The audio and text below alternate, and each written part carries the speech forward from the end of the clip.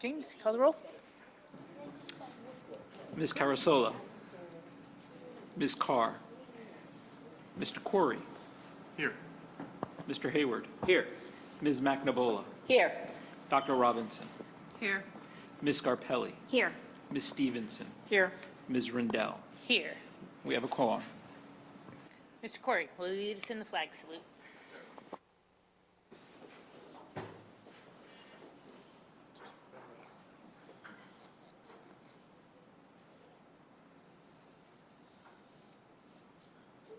I pledge allegiance to the flag of the United States of America and to the republic for which it stands, one nation, under God, indivisible, with liberty and justice for all. Adequate notice of meeting. In accordance with PL 1975, Chapter 231, notice of tonight's meeting was mailed to the Record and the Ridgewood News on January 3rd, 2023. Notice of this meeting was also mailed to the Borough Clerk and was posted on the bulletin board of the Board of Education office in the Administration Building on the same date. Copies of the procedures in effect for regular board meetings are available for the public at tonight's meeting. Ms. Stevenson, will you read the mission statement? The Glen Rock School District, founded on principles of education in partnership with a supportive community, provides an exceptional education to all students to cultivate resilient, responsible, and engaged global citizens. Thank you. Dr. Charleston? Yeah, good evening, everyone. Welcome to tonight's meeting. We have a full agenda. I'd like to start, people may remember a couple of weeks ago, we had an actual fire at Hamilton, and I know that our students were wonderful that day. They followed all the directions of staff, but I know they're also very appreciative of everyone's efforts to keep them safe, and they wanted to come tonight and kind of share their thoughts on that. So I have Ms. Paredes here to introduce our students, and we look forward to hearing from them. Ms. Paredes.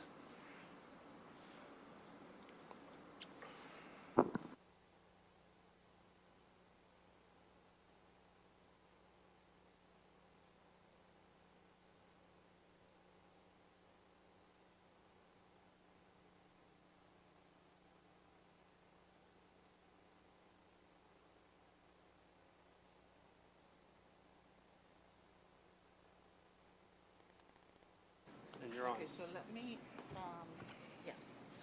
Okay, so I just want to introduce you. This is Zoe Jaffe. Talk to the mic, Karen.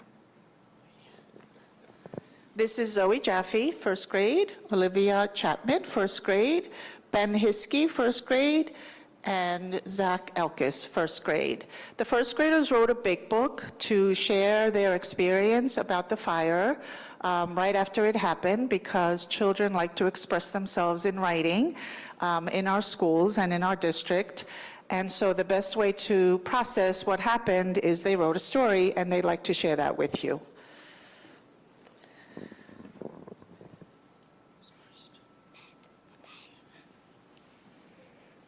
One morning we were unpacking and reading. Suddenly the fire alarm rang. Then we walked to Academy of Our Lady.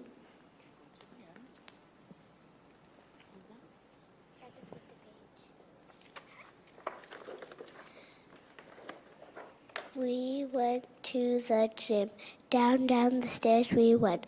We sat in rows of grades. We played hand games. We were having so much fun. We watching a movie and playing games. We also played outside. And we were all safe and we went safely home. The end. Thank you. Okay, you guys can take this, and you can go sit down. And we have two fifth graders and a fourth grader who have their own description of the event.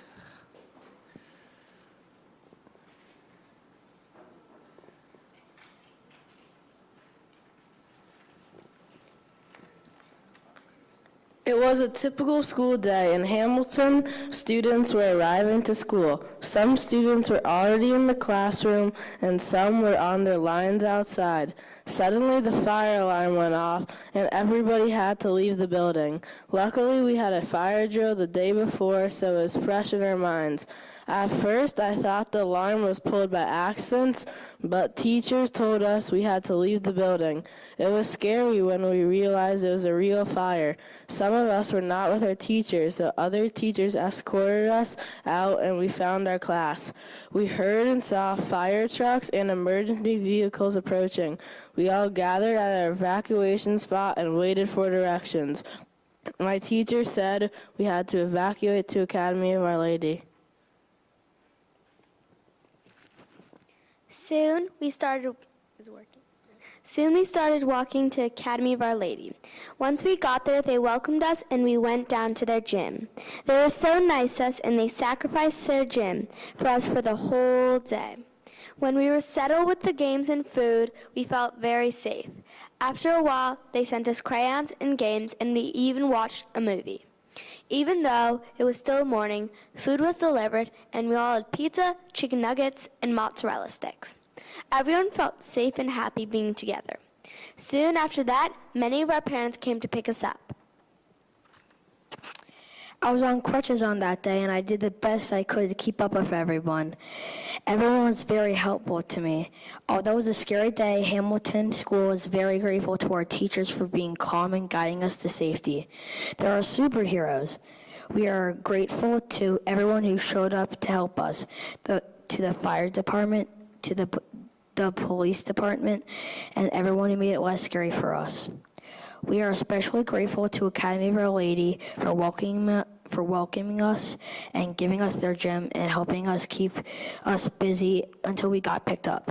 Thank you again to everyone. Thank you, everybody.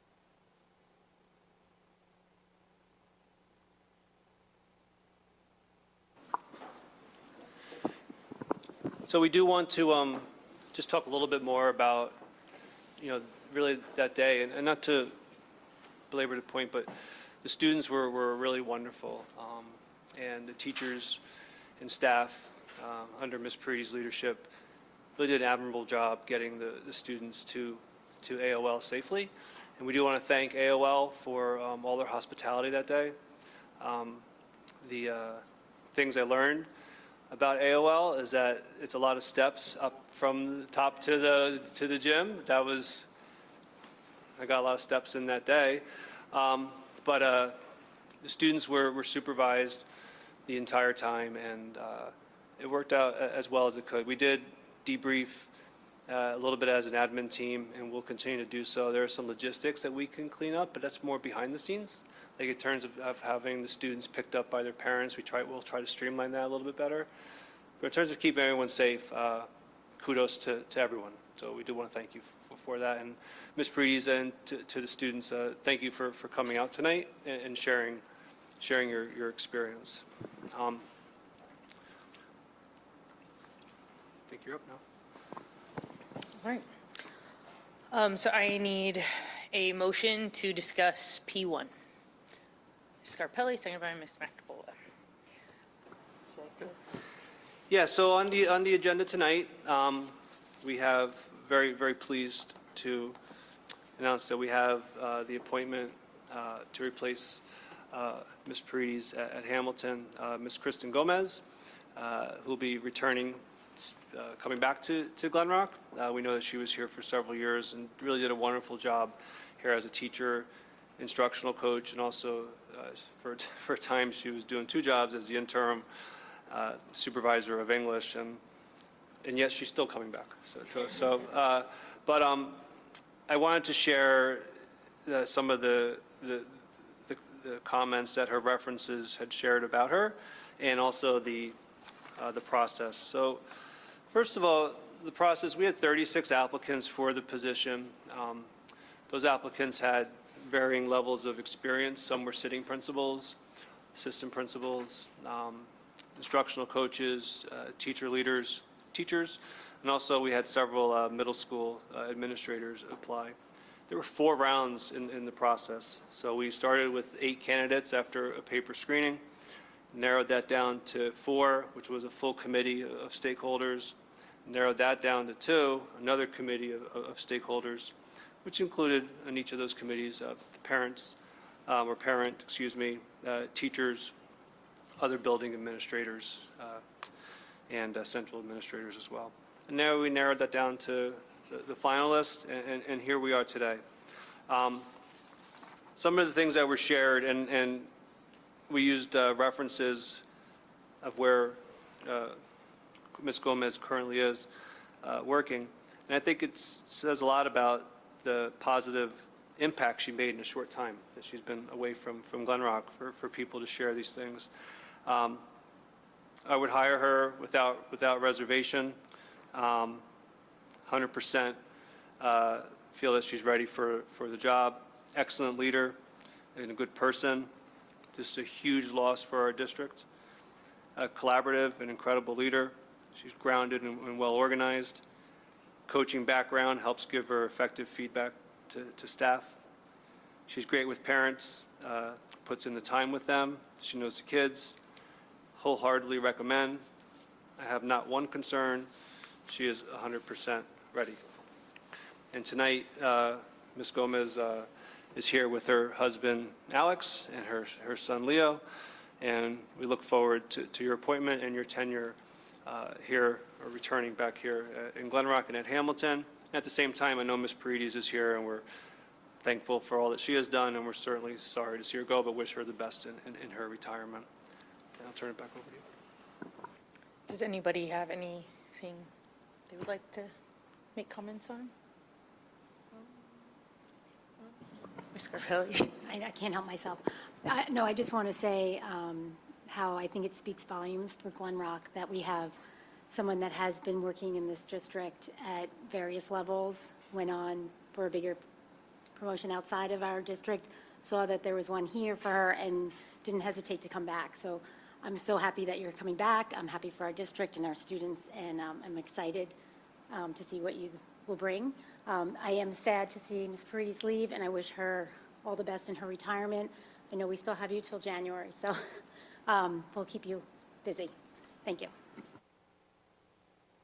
Anyone else? Well, I would like to say that I am so happy to welcome back Ms. Kristen Gomez. Something I've always loved about Ms. Gomez is that she has this way of like a calmness about her, and everything becomes calm when she's in there, and I think that will be an incredible benefit to our district and Hamilton. Of course, very sad to see Ms. Paredes go. Very happy that you will be taking her place. So our children are in very good hands, and thank you very much. Seeing none. Vote. Mr. Corey, Yes. Mr. Hayward, Yes.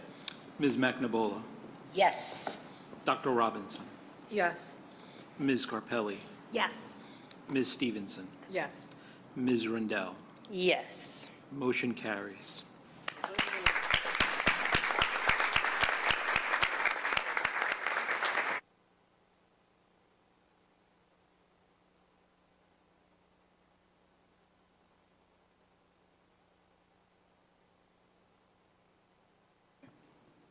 Hi. I wanted to share a quick story that I wasn't going to share, but I started teaching at Hamilton School when I first came to Glen Rock. Just for 2 quick months, it was a maternity leave at the end of the year. Ms. Paredes hired me.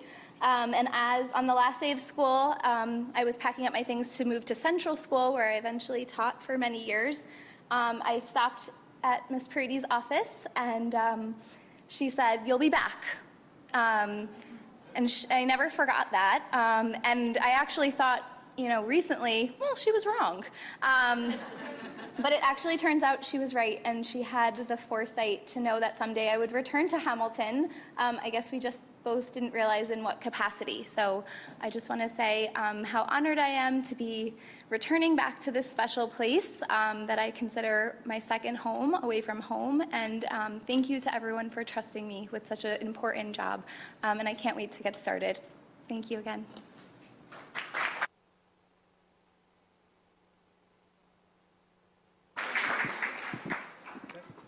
So I know there's a lot of people here that don't want to be here for the next 3 hours for a board meeting, so why don't we take like a 2-minute break so people can leave, and we could say goodbye to Mrs. Gomez and her family, and then we'll start right back.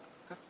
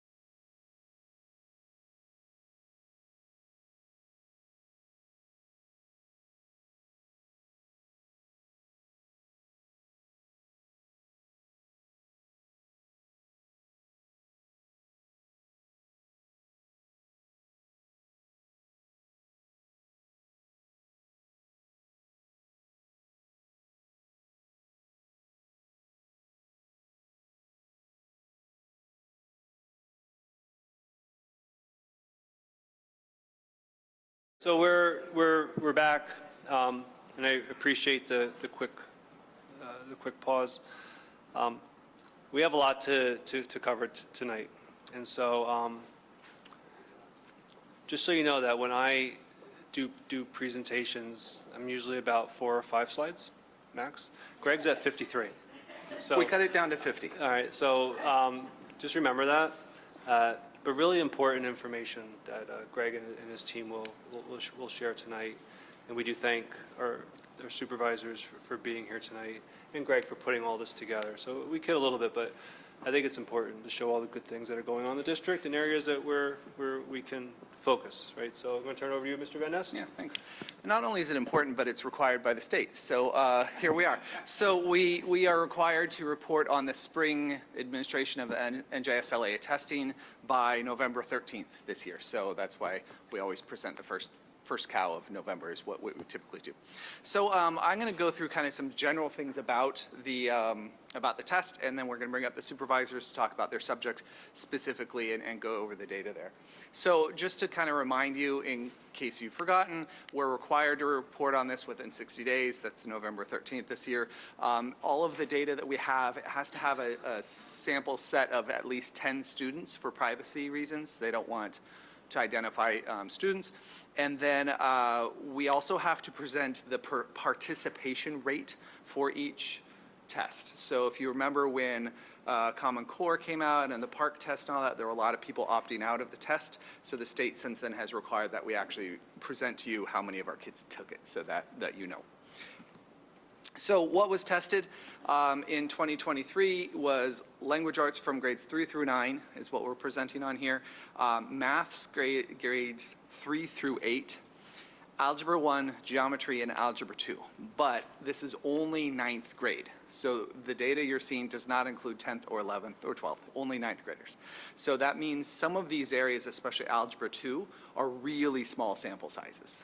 Really, really small, and I'll get to that in a little bit, but I just want to point that out. The other thing I'll mention, and Michelle will talk about a little bit more in detail, is last year was the first year that we had redone the sequence of math classes in the middle school. So this is the first time we're reporting Math 8 in a long time or ever, because we didn't used to give that test. So we'll talk a little bit about those numbers once we get there. And then sciences grades 5, 8, and 11. The other thing I wanted to point out to you before we go on is who was tested. So if you think about last year's third graders, who were they? They were in kindergarten in 2020 when school went fully remote in the spring, in March, if you remember that. They were in first grade when we were in that hybrid environment. They were in second grade in that return to school, yes, last year, and then last year was a little bit more normal. So I think it's important to remember that. Same thing, our sixth graders were in third grade at that time. There are, for example, in math, some real fundamental math concepts that are introduced in third and reinforced in fourth. There's not a lot of new stuff in fourth. So we have to think about what that looks like over the course of years when some of these might have been the gaps that they were looking at. So it's important to remember who these kids are and where they were and when all these things happened. So I just want to put that up there so you can remember kind of who we're talking about. So let me get into what I said is required about what participation rates we had. 99 or 100% in all language arts. Our kids don't, by and large, they sit for the test. They don't refuse it. 99 means 2 kids didn't take it in each of these grades. It's a lot of our kids take it. In math, this is where you can start to see student numbers. So in 2022, we didn't have anybody take Math 8. Last year, 73 kids, 73 eighth graders sat for that test, which is a change. 97% of them sat for the test. Again, that's 2 kids didn't. 2 kids out of 75. Algebra 1, you can see 191 kids sat for that. And I asked Michelle to get me the information on this. That is, by and large, 8th grade. It's 132 8th graders and 53 9th graders is kind of how the distribution goes there, just so you know where we are with that.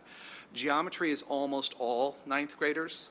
6 kids that were advanced from 8th grade took it, but it's 136 9th graders that took geometry almost over. And this is where I talked about the very, very small sample size of 21 kids reporting for Algebra 2, because most of our kids take Algebra 2 as sophomores, right? So we had 20 students that were 9th grade and 1 8th grader take it. So that's where we are with that. When we're talking about these sample sizes, though, even when we look at like grades 3 and 4, when we're talking about 200 kids, that's a fairly good sample size. But later you're going to see some slides that break it out by elementary school. There are some sections, some schools where there are only 44 kids in a grade, right? Again, we get to really small sample sizes, and so a lot of the variation that you see in there might just be numbers, right? Because with 44 kids, 45 kids, one kid moves it by 2%. Right? It really can move quickly. So if you have a couple kids that do really well or had a bad day, it can really change that. So a lot of what we're seeing in those small sample sizes is a little bit of noise. So really what we want to be looking for are trends also, not just, up and down each of those things. So we'll get into that. The supervisors will have it kind of by school and that thing. In science, everybody took the test. So there we go, 100%. When we're talking about proficiency here, for whatever reason, the state has language arts and math of 5 proficiency levels, but for science there are 4. I don't know why. They use the language met expectations and exceeded expectations for language arts and math, but they use the language of proficient and advanced proficient for science. I don't know why, but that's the way it reports. So on the slides, when we're talking about the percentage of students, it's usually the percentage of students that scored a 4 or a 5 or scored a 3 or a 4. So in that red box is what we're looking at. So just want to spell that out for you so you have it. General, my overall impressions of the data, it's really similar to last year, which means it's strong. Right? It beats the state. Our scores are well above the state. Last year, remember, I did a whole comparison among other districts in the county and all of that. We can't do that now because we don't have that data. We'd have to literally watch everybody's presentation this week to gather all that data.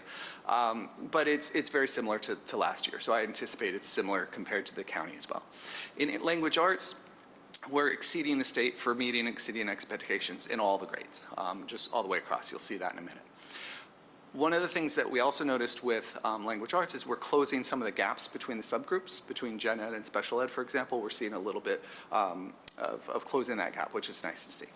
In math, I think the biggest thing I can say, and Michelle will talk about this more, is that more students successfully passed a test for which they sat. So because we had kids taking Math 8, which was where they were developmentally, what they were ready for mathematically, they sat for the test that they were more successful on, which I believe, I'll say that, is going to set them up for further success, right? That's what we intended to do, and we're seeing that. So that's a nice thing to see. And then in science, more students are exceeding expectations in science and engineering practices than in past. So looking at kind of granular data, that's a nice thing to see. So at this point, I'm going to pass the clicker over to Sherry Krapel. She's our supervisor of English Language Arts, and she'll walk you through the data for that.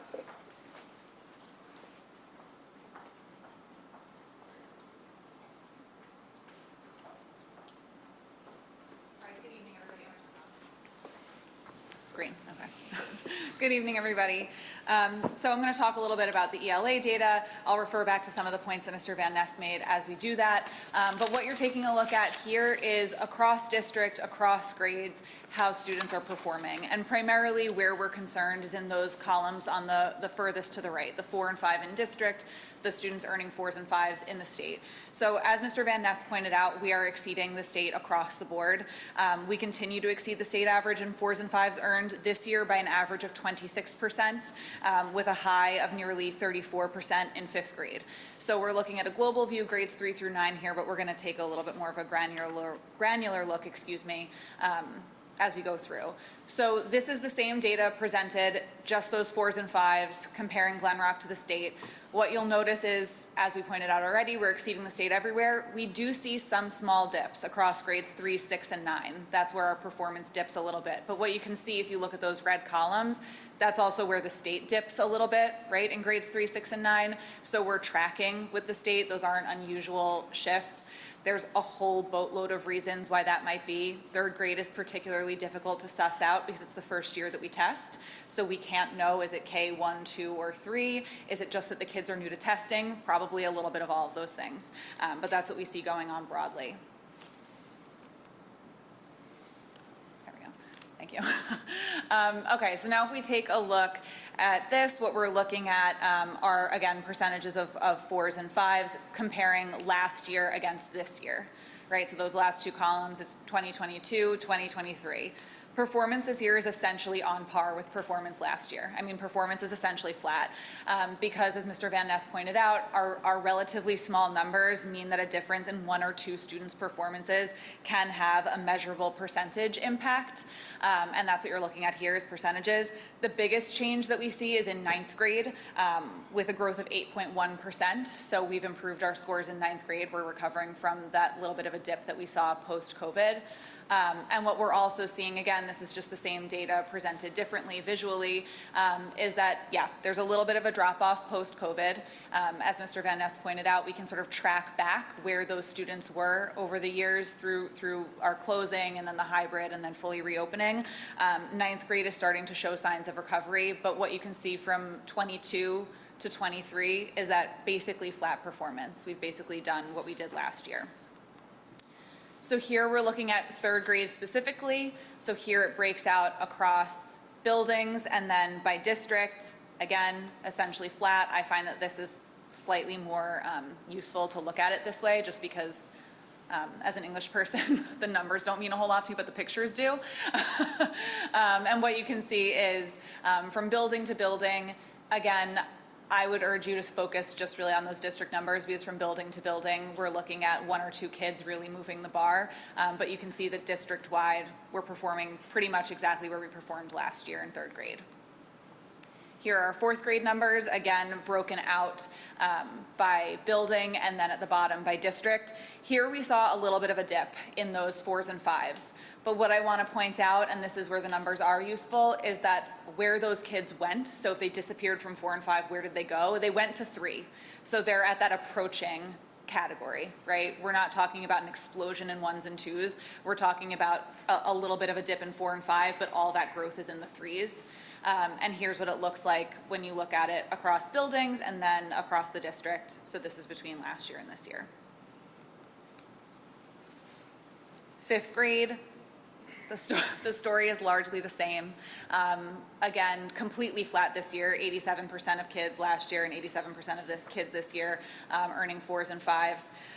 While there's some variation at the school level that you can see, performance district-wide is completely flat. So again, one or two kids can really make the difference at a building level performance when we look at it like this, when we look at it like percentages as opposed to individual students.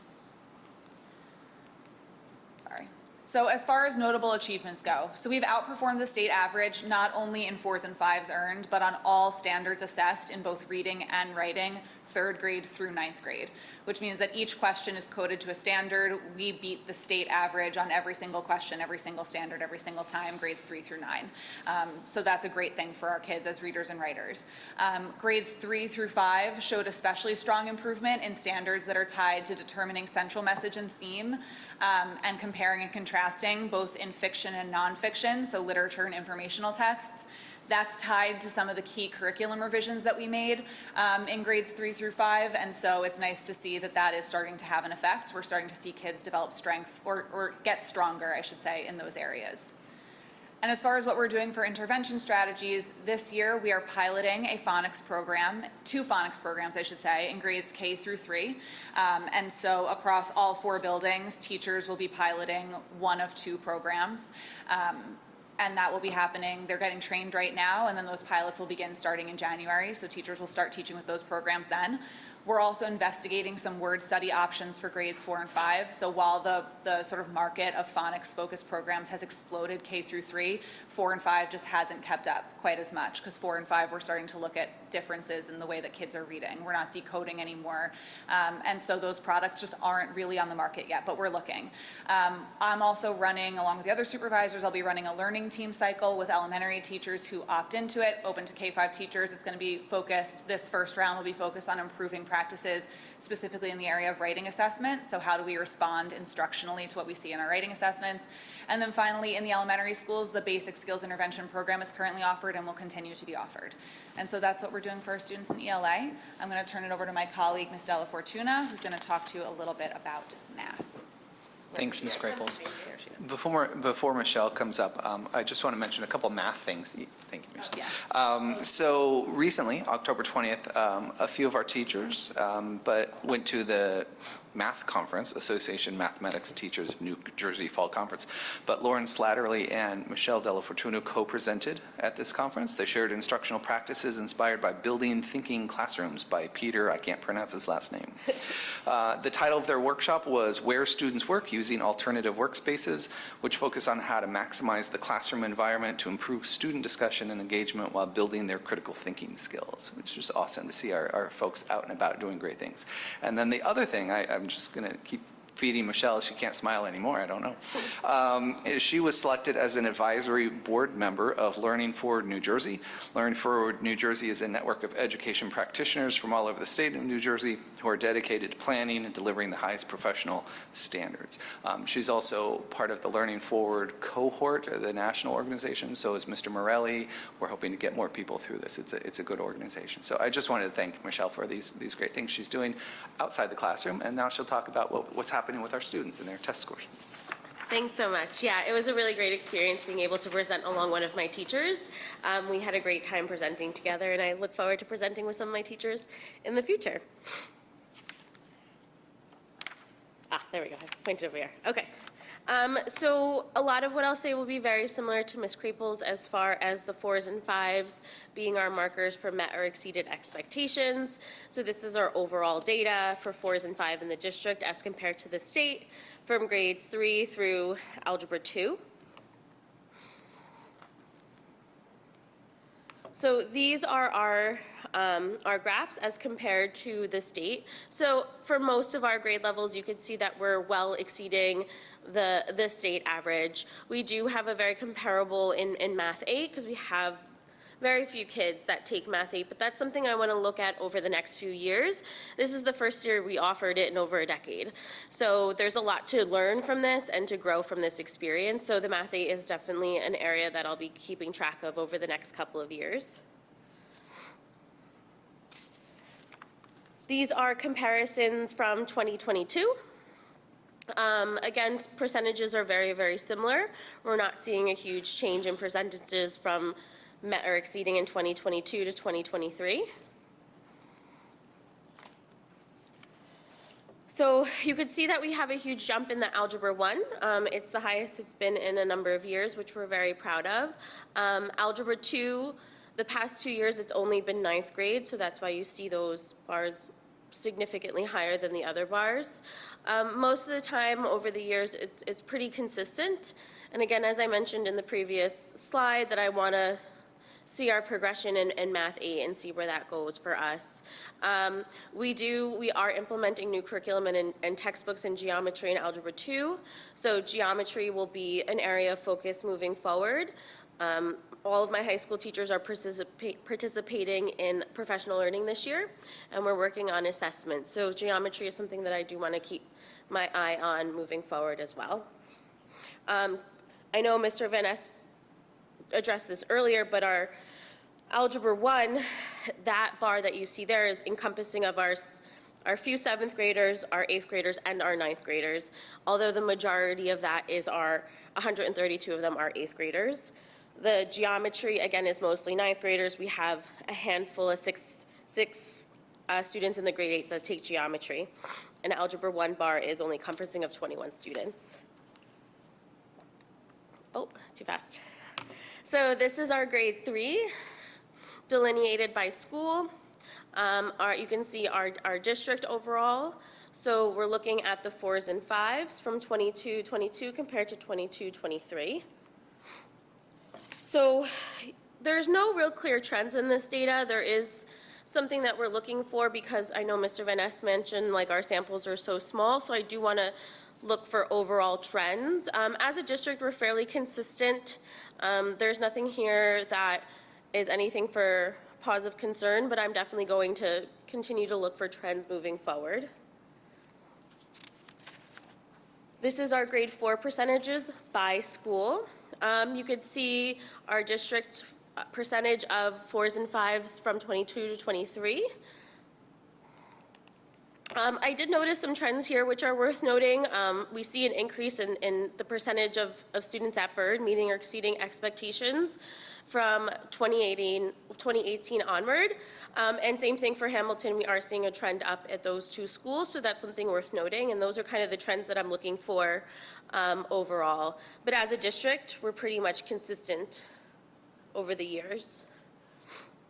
These are our grade 5 percentages of met and exceeded expectations by school and then by our district.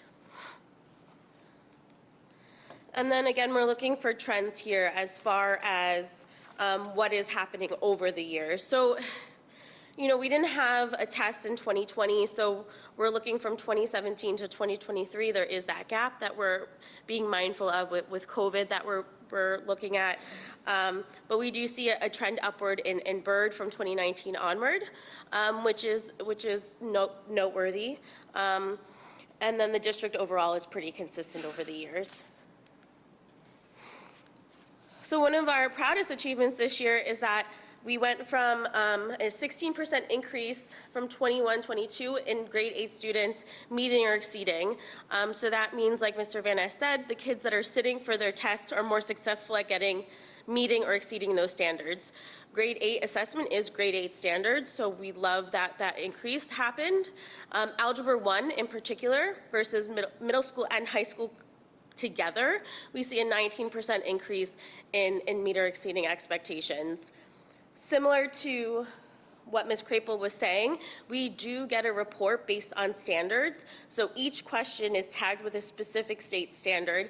And that's something for me as an instructional person to look at how we're meshing up with those standards that the kids are getting assessed on. And we have this really nice line graph that compares our percentage of kids that got that question right as compared to the state.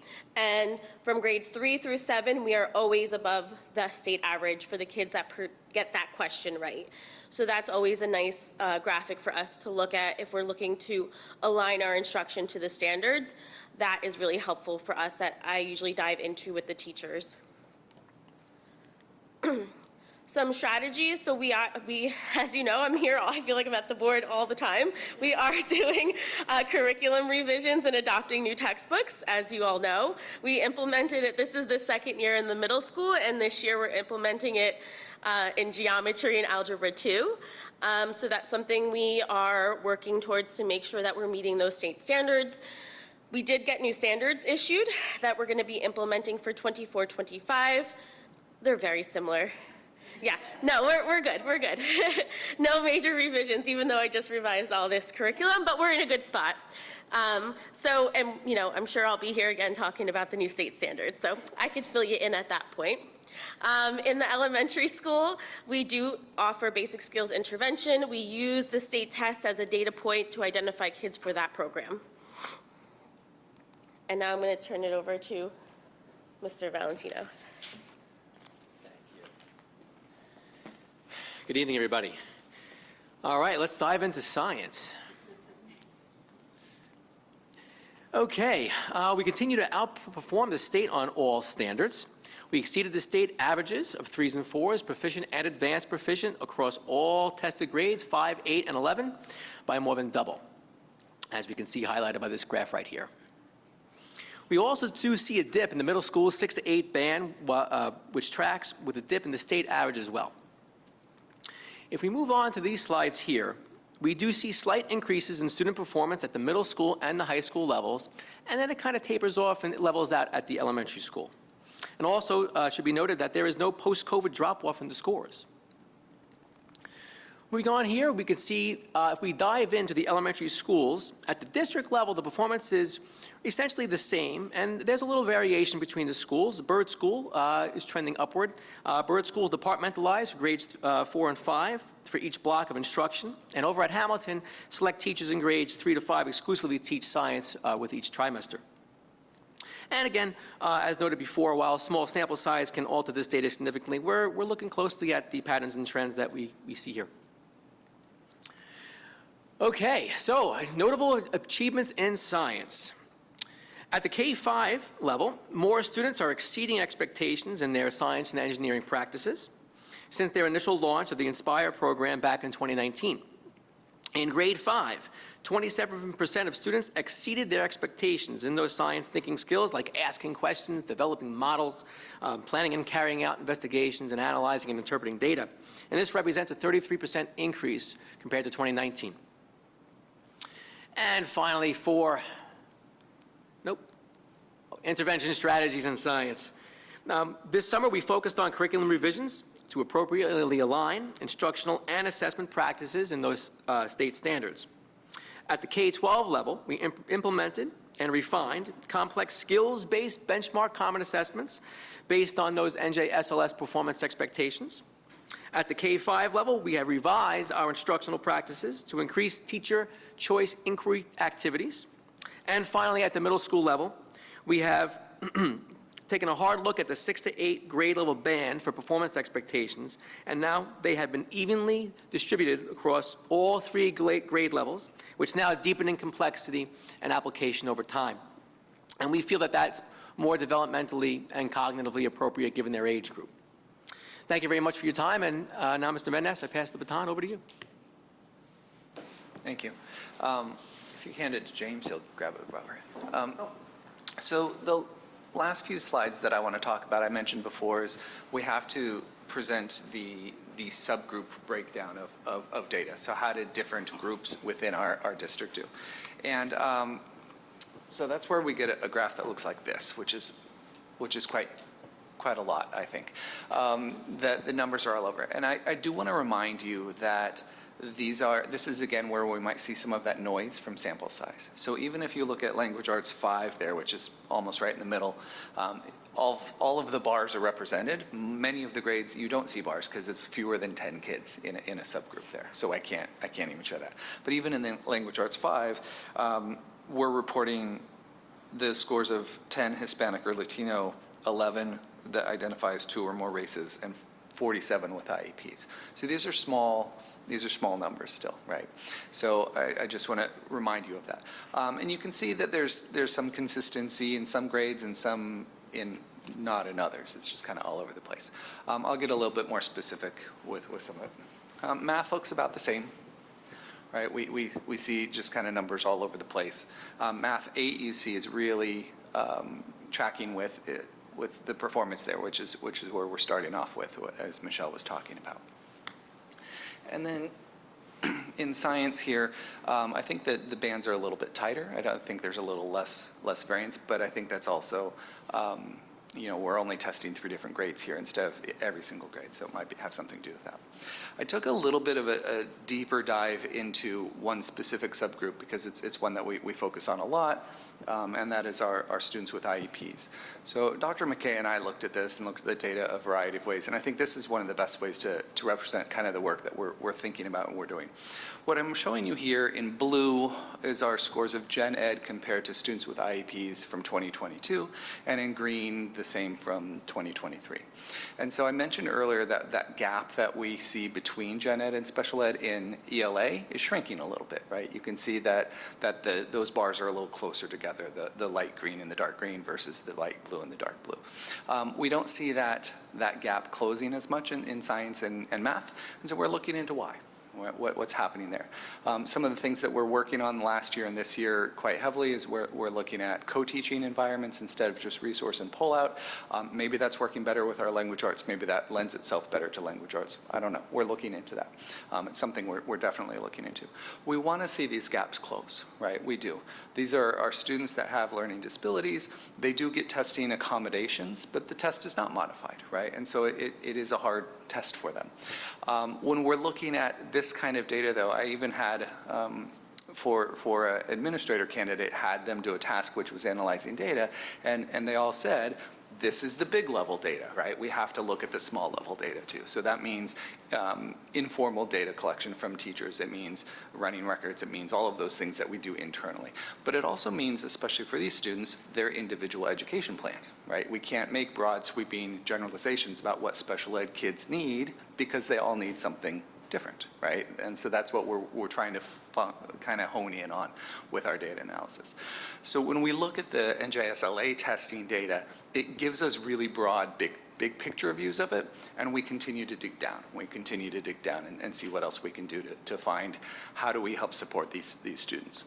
So some of the interventions I can talk about with the subgroups that we're talking about that continued in looking at the alignment of instruction and instructional materials between our general ed and special ed populations, especially as we move kids more towards a co-taught environment and a push-in environment, that those are aligned a little bit more often than when we pull them out into a separate resource room, something of that nature.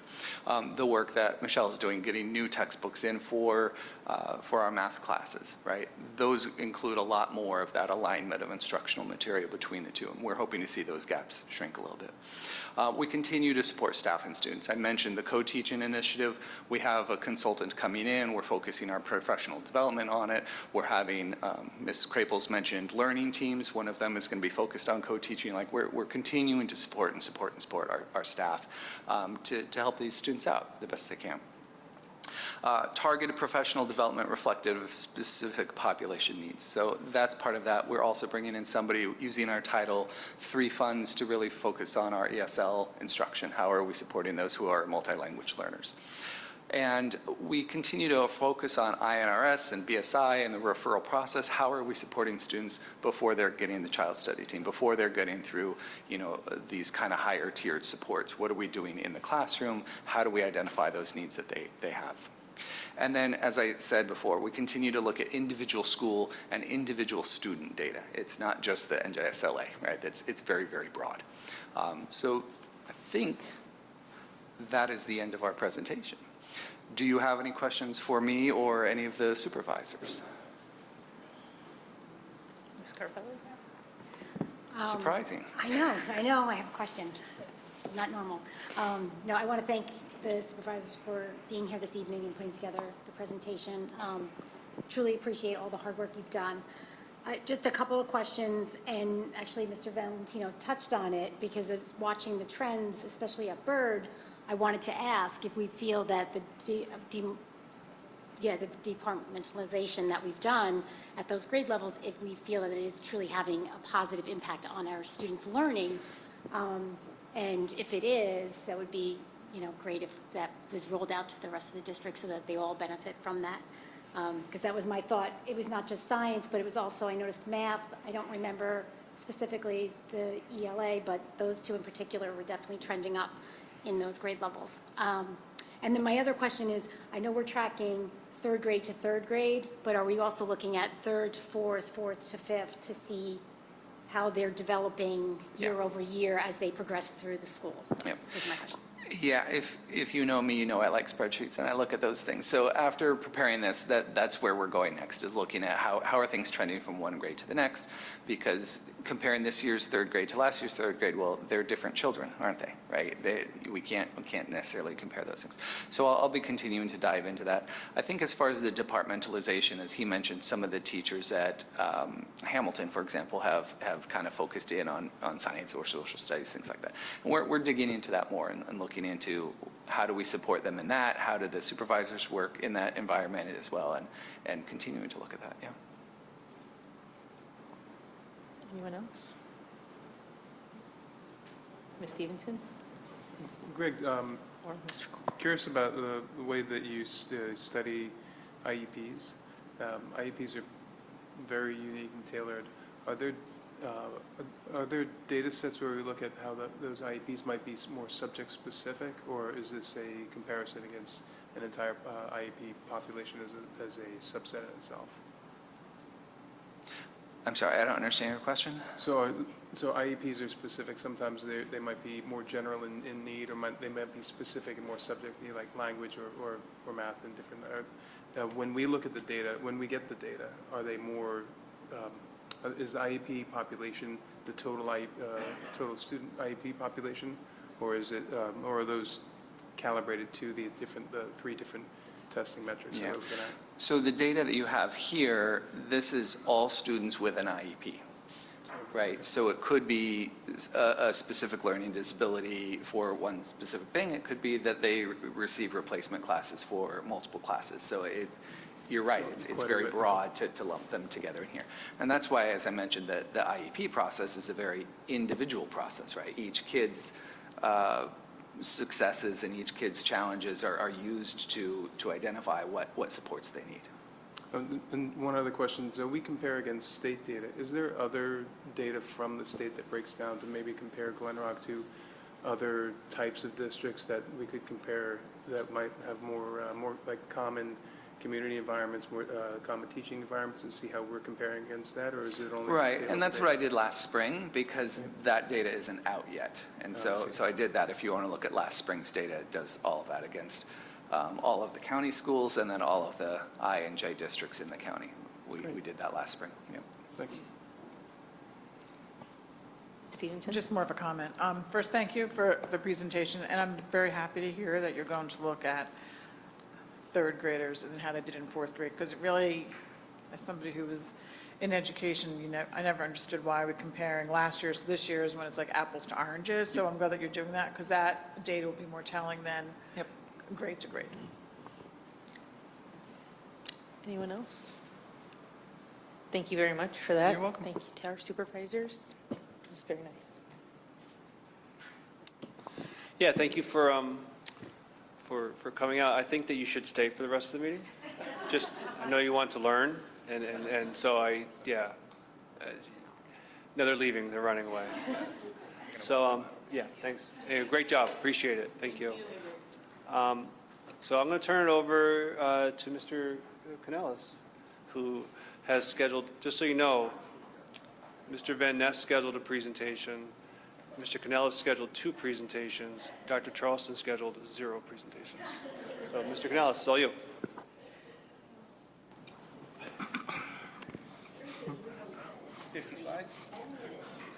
As an untenured BA, I will not comment. This evening, yes, we do have 2 presentations. Our first is by our audit professionals at Lurch, Vinci, and Bliss, and we are honored to have Mr. Paul Lurch this evening, and it was his team that conducted our audit for the fiscal year ending June 30th, 2023, and I will let him present the audit to you. Great, thank you, and good evening, everyone. I'm here to present the results from our audit for the year ending June of '23. I guess I'd like to say this is probably the earliest I've ever been here. I mean, it's not even election day, right? And we're here, and I think last year, was it March or, March, April kind of date? And, it's a combination of a lot of things, and, when we start the process, we always talk to the BAs about who wants to go first. Nobody wants to go first in the audit. Nobody wants to go last. So we always have this bell-shaped curve here. And I spoke to James about it, and James says, well, you know what? I'm ready. He says, come on in. And so we said, you know what? We're going to schedule you first. We're going to go ahead and go do the audit. Went through the process. Believe it or not, but we all know what was really holding up the final audits, right? And that was the information that we were trying to receive from the Division of Pensions. For whatever reason, we are now in the 6th year, and that information is here. And that information came about, I guess it's over a month ago. We have no idea why all of a sudden it used to take 9 months, and now all of a sudden they released it more than timely, I would have to say. So it's good news. It's good news, certainly. So we're able to actually present with a hard copy of an audit, not coming in and just presenting, findings and going through just budgetary fund balance, but you actually never had a report in your hand. So this is something we did probably 7 years ago. So you have 2 reports there, right? We have the comprehensive annual financial report, which is the larger of the 2, which has a lot of data in it. We've got the MD&A, the audit opinions, the financial statements, the notes, statistical information. And then you have the smaller of the 2 reports, which is mandated by the state of New Jersey, which is really the compliance report. And I guess what I'll do is I'll just start off with the compliance report, because we have no audit comments. So if you were to look at that smaller of the 2 reports, you need to go to the back page, and that's where we list any of the recommendations. We do not have any recommendations this year. So that's terrific. And that's really what you're striving for. It's wonderful. You've got great staff here, and James can certainly attest to it. The ladies and the rest of the support staff that are back there are certainly doing a great job, and it really shows. And if I kind of go backwards a little bit and talk a little bit about the big report, and then if you want, we can just focus on Exhibit C1 at the end, which is page 72 of the larger report of the two reports. So overall, I'm going to say we have unmodified opinions on the financial statements, including single audit on internal controls and compliance in accordance with governmental auditing standards, and with major programs on internal controls and compliance. So I said a lot there, but really the key word there was unmodified. You've got a clean opinion on all those specific areas. We do a lot of testing. Obviously, there were no significant deficiencies in internal controls. We would have discussed those with you. The district was subject to a state and federal single audit.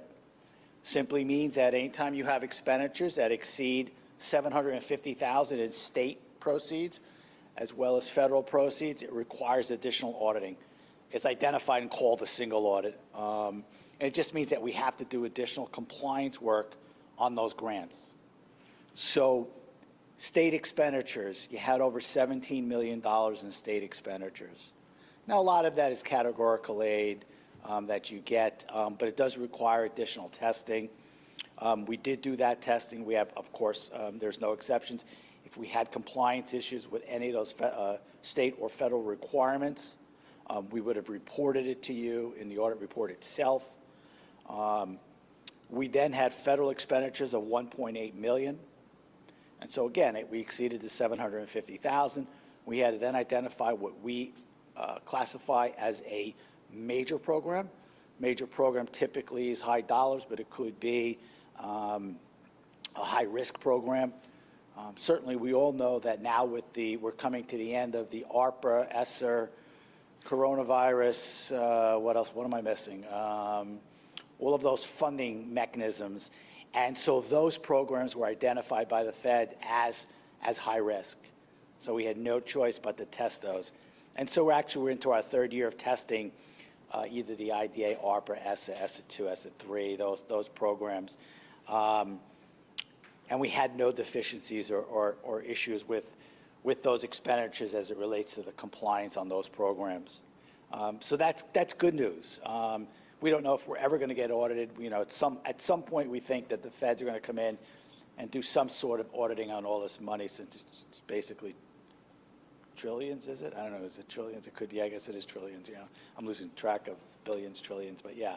So, but that's good. So those are the some of the highlighted things. What's new this year? So this year, it seems like every single year we come in and we talk about some new auditing pronouncement.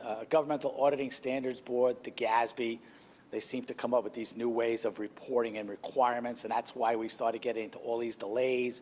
We started having to record pension activity, health benefit activity, even though you're not liable for it.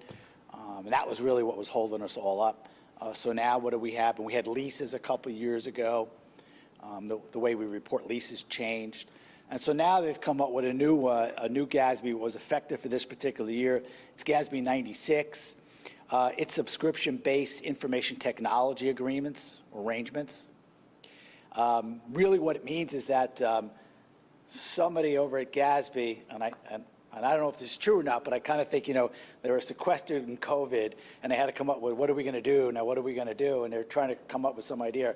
So now this new pronouncement says that if you have material amounts of SBIT, is just an acronym, of these information technology. In other words, if you're leasing technology over a period of time, we have to now record that lease of this right to use an asset, that's what they're identifying, as an asset on your financial statements and a liability, so right to use an asset.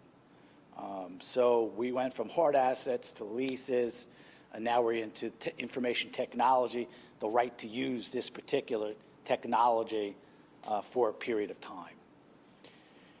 It was pretty complicated up front. We went through this, James went through and really put a very detailed list together. After reviewing it and going through that list, there are exceptions if any of these contracts or leases are less than 1 year. they're not required to be recorded. If they're multiple year, they are required to be recorded if they meet certain other criteria. We looked at the culmination of those amounts of leases. It was less than a tolerable material level from our financial statement perspective, so those are not being reported in the financial statement. So you always have the ability, and those financial statements are the Board of Education's financials, and James is obviously the BA, and that was the decision. We went through those dollar values. Those dollar values were not material to the financials. We didn't go through the process of recording it. It just would have been additional cost again to the Board of Education, going through those individual scenarios, coming up with an effective interest rate, and all these calculations that would have pertained to it. So I said a lot there, but really nothing happened, right?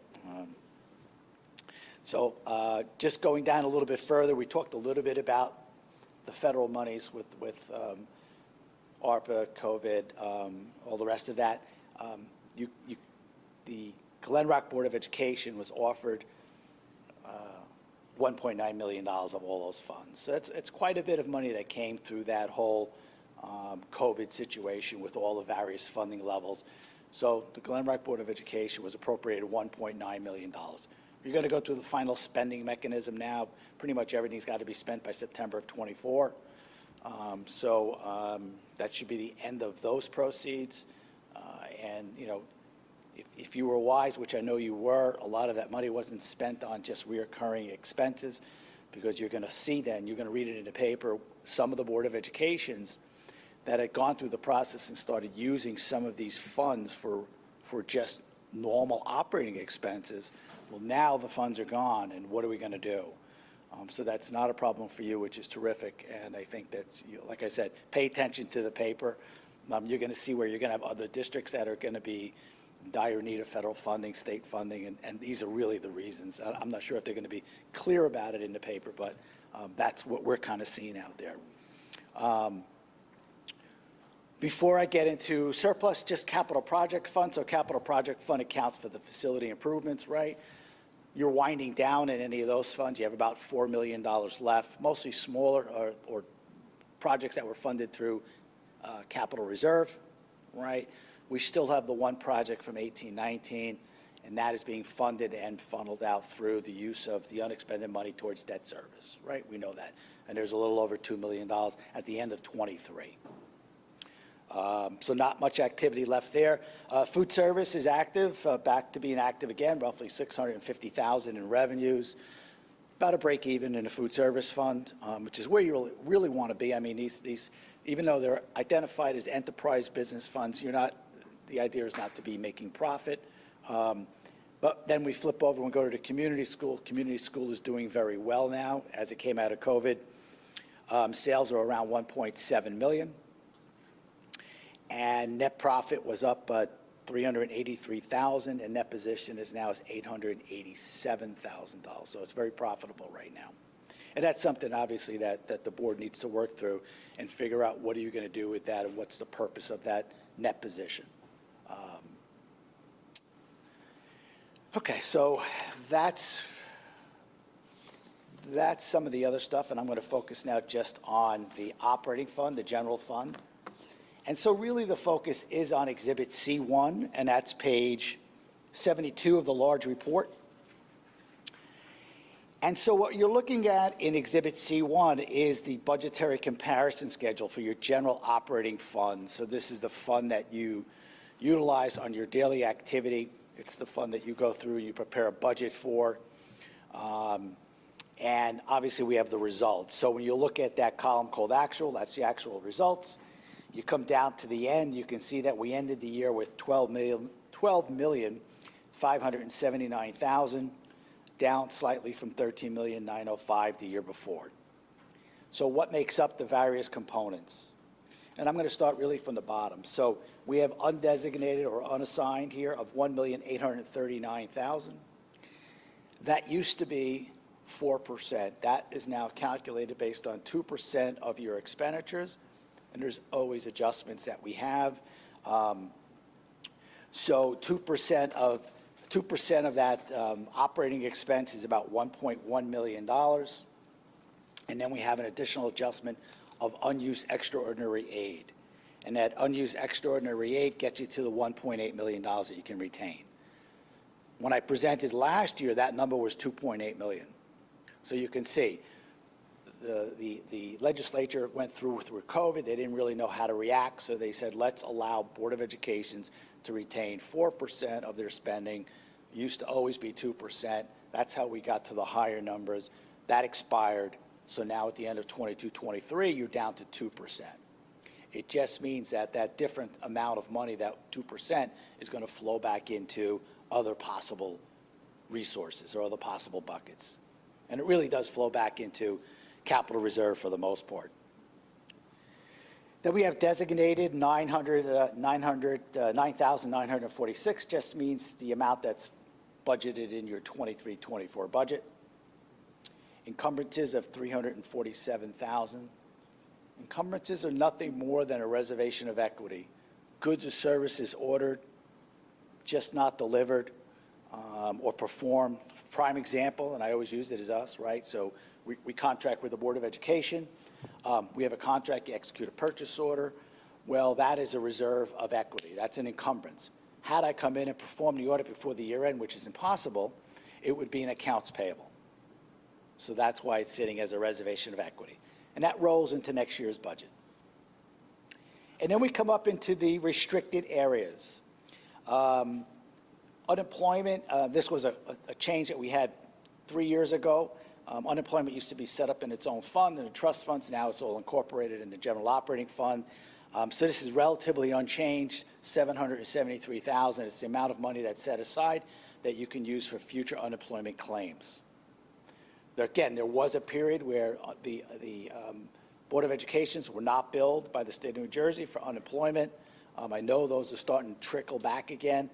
I just don't know whether or not, they still are sitting on a sizable amount of federal proceeds that they didn't spend down. So I don't know if they're going to use some of that towards unemployment or some other purpose. So that's good because you have a large reserve for future unemployment claims. Emergency reserve, money that you set aside, obviously, for an emergent need. Got a little easier to get at. I mean, you can use it for security purposes now. It was a little more difficult back in the day. It's unchanged, $209,000. So again, it can be used for security type purposes. You could run it through the budget process if you wanted to. It's not a lot of money. And again, it is unchanged. And then you come to, of course, the meat and potatoes, which is the capital reserve, right? So, typically what happens is that you're funding capital reserve through either the budget process, you're funding it through a resolution that you're doing in every June of every year, which is basically establishing the fact that if you have excess monies in your current operating budget, you'd like to transfer a certain amount of money of those excess proceeds that you didn't need in the operational side to go into a capital reserve. And capital reserve allows you to do all the projects that you've been doing. It's a great tool. Every Board of Education should take advantage of it. You certainly have. So that number started relatively the same, believe it or not. It was 6.3 million, we're 6.3 and change. Overall, it really didn't change, but if you look at the activity, it actually changed by $4 million. $4 million came into it through the budget, through that resolution, through unused capital reserve money that you set aside for a specific purpose that you didn't spend. That money automatically comes back. And then, and then used through the projects for project use. So 6.2, 6.3 million. Nothing was designated in the 23-24 budget. So that is available for future, yes.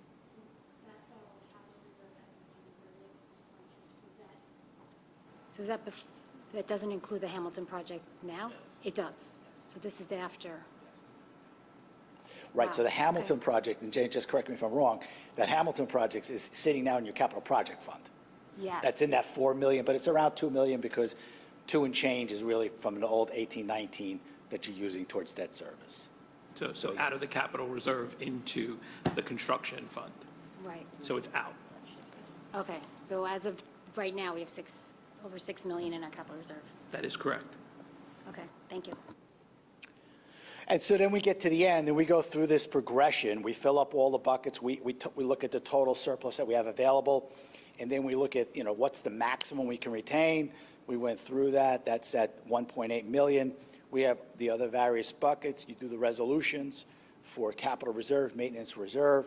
Anything beyond and excess of that goes into excess surplus, which is just a way of saying that that money now is required to go back as a revenue line item in subsequent budgets.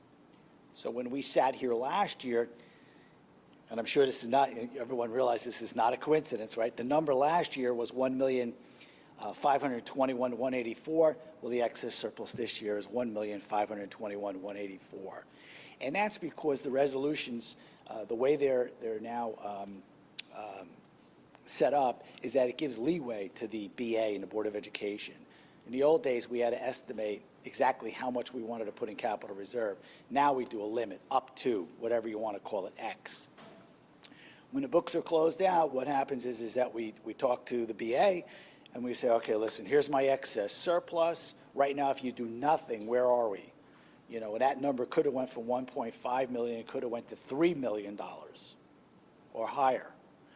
And what that does, that causes imbalance for you, and it becomes difficult because 1 year I'm forced to do a revenue when I balance the budget of 1.5, and then the next year you're telling me now I have 3 million, or I can fluctuate down to 0 in a subsequent year.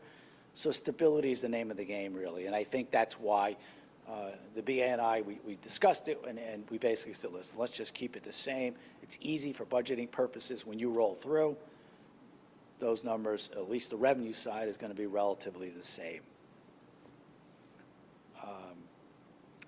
So all in all, it's a good audit. I think that the board should be very happy with the results. And if anybody has any questions. Anybody have any questions? Mr. Lynch? Ms. McNaball? You didn't have any problems with this audit, the fact that we had two business administrators dealing with it? No, not at all. And that was certainly a worry of mine because, when Mike first resigned and said he was going to leave, and then I was looking at the calendar, I'm like, I even said to him, I says, well, can't you just stay until the books are closed out, maybe leave, I don't know, September 1, or even get through the month of July, because normally that becomes a real nightmare. It really does. But James is, that's obviously being a CPA, that's his forte. And so that transition was, for me, it was seamless. So I certainly appreciated it. Thank you. Then I'd like to thank James. Yeah. Anyone Thank you, else? Paul. I think that was, oh, I'm sorry. Did you have something? Well, all right, might as well. We're going to be here all night anyway, so. No, so I just have a question, though. On page 12, it mentions under financial analysis of the district funds, it talks about capital projects. It says capital projects expenditure exceeded revenues and other financing uses by 745,000. Like, what is that in relation to our capital reserve account? Okay, so what are we two talking about different there? things, Yeah, yeah. two different things, right? So the capital reserve account is money that we set aside for future capital needs. You can appropriate in the budget, which we do. If you do small projects that are going to be expended within 1 year, it stays in the budget. It stays right in the current budget. But if you're going to do large projects like the Hamilton project, that money then goes through the budget. It comes out of your general operating fund, comes out of capital reserve. It goes into a capital project fund because that fund now extends for multiple years. I can't extend multiple years in the operating fund. And so that's the distinction. So, yeah. Yep. So we overspent in that, so we just have to move money in there? It looks like we're. No, at a it just, deficit. no, because what happens is that it's an accumulation. So, the first year that you funded, if you didn't spend anything, you'd say, oh, look, I have all this revenue, I have no expenditures, right? So it's sitting in equity. But the idea is to spend it all down. Mm-hmm. So eventually you're going to get down to zero, but you'll have years where you're not putting any new revenue in, right? Because you didn't transfer any money. Gotcha. Project takes multiple years and you expend it out. So it looks inverted, but it's really not. Yep. Anyone else? All right. Thank you, Paul. I think that it was a fantastic experience going through my first audit as a BA with your team. And more importantly, I think it's a reflection of the wonderful individuals we have in our business office that really kept the ship afloat. I merely just sat in the chair.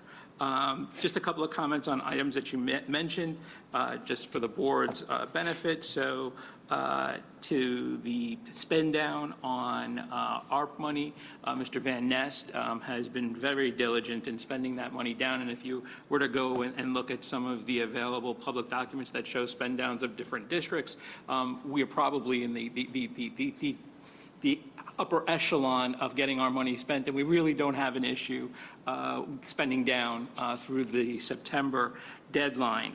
The other item that you mentioned was the net position in the community school. To remind the board, that's one of the items we just approved was the purchase of the school bus. So that's one of the initiatives that we've taken there. And then lastly, a comment on the Sabitas where we passed on further audit work or even any accounting work. And that's because it was really, there's no value add. We would have done a top-sided entry to our financial statements. It wouldn't even make it into our operating budget. So we just said, you know what, this is a waste of district funds, and we're able to pass on making those adjustments. So I thank Paul for his counsel during that process, but we think it was the best bang for the buck for us as a district. But thank you, Paul. Thank you, and I think it made all the sense in the world because, like you said, it's just those were just top-end entries, and it didn't affect your budgetary fund balance. That's what you really should be concerned about. You know, we go from budgetary to modified accrual to a full accrual 3 different ways in this report, and you know those other ends are really for, you know, bond analysis and those type of things. But yeah, all in all, very good. Thank you very much. Thank you. Have a great night. You too.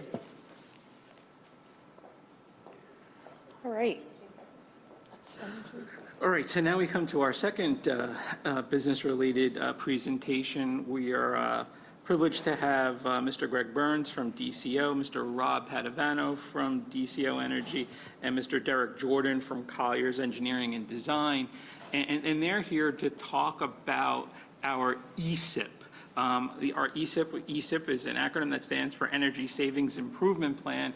And if we go back in time to the spring, this was the contract that was awarded for an investment grade energy audit that is in the midst of being conducted.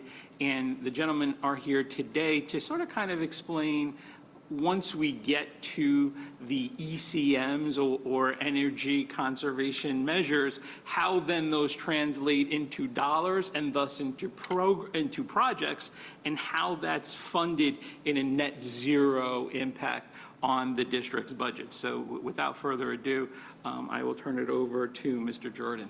Do you have a clicker? I do.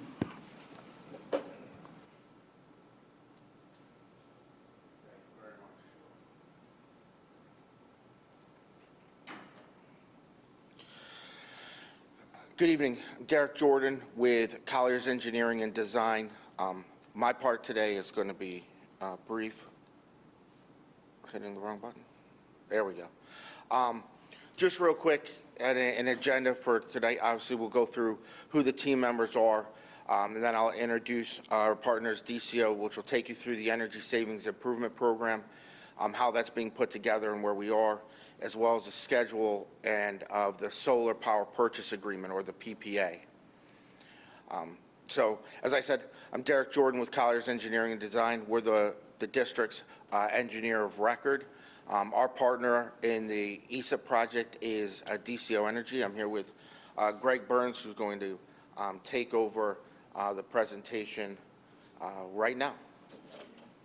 Thank you, Derek. Good evening, everybody. As Derek mentioned, I'm Greg Burns with DCO. So I'm very happy and honored to be here with you this evening, so thank you for the opportunity. So we'll briefly, so as DCO, just to give you a brief background, we're an energy services company, right? What does that mean? So we're qualified by New Jersey Department of Management and Construction, DPMC, as an energy services company. In this model of your ESIP program, we act as an energy consultant to Colliers, but obviously as well as advising the district on their energy spend and potential budget neutral capital improvement plan here. So what is ESIP? What does that mean? What is that acronym that gets thrown around? It's a way to fund capital improvements without impacting the taxpayers, and it's done so in a budget neutral fashion. So simply, the energy savings from the upgrades are going to cover the cost over a 15 to 20-year period. As an energy services company, we also offer an energy savings guarantee as part of that. So that's simple, that's high level of what the program entails. So I think it may have gotten a little messed up in switching it. So again, I apologize for the graphics, but there's three options school districts really have for completing capital projects and capital improvements. First is ESIP, right? We're here to talk about that. I mentioned it, no taxpayer impact. And the reason is because you just reallocate from utility budget line items to fund those capital improvements. The other two, the lease purchase, right, just your typical 5-year lease purchase, maybe for books or computers. You can't get state aid, et cetera. You just pay the market rate for that. And then obviously the referendum, you go out to referendum, you go to the taxpayers. So ESIP is funded through your current budget without a net increase.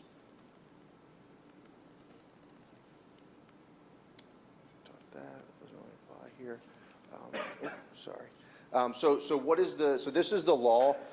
So ESIP, again, is overseen by the New Jersey Board of Public Utilities. The key takeaway is that every year, annually, it's not in year 15 it has to be cash positive, it's year 1 through 20, the energy savings has to cover those costs for the district, and that's how it's able to stay budget neutral.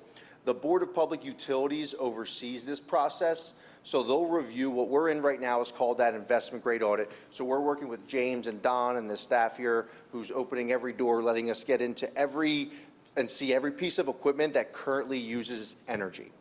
So what we're doing is seeing how much energy that equipment uses, how much it's going to cost to replace, and how much energy savings will the upgrade achieve.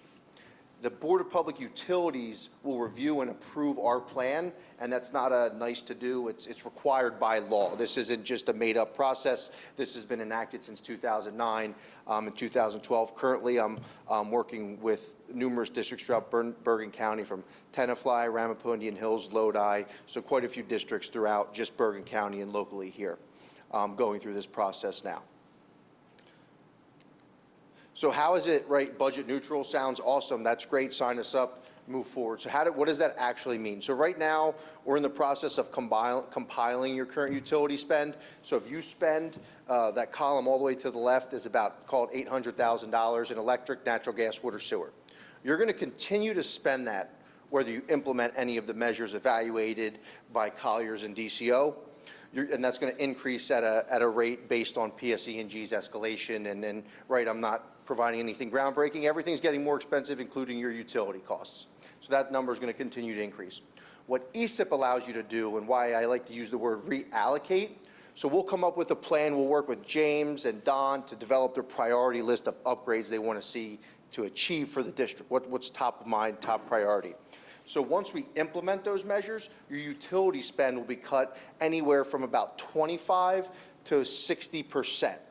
So now your new utility spend, if we're using that $800,000 to keep it even numbers, let's say it's a 50% savings. So now you're only going to pay PSE&G $400,000, and the rest will be allocated to fund the measures over that 15 to 20-year period, as well as I mentioned, it has to be cash positive annually, so there will be excess savings in the project for James and the district to reallocate as they see fit.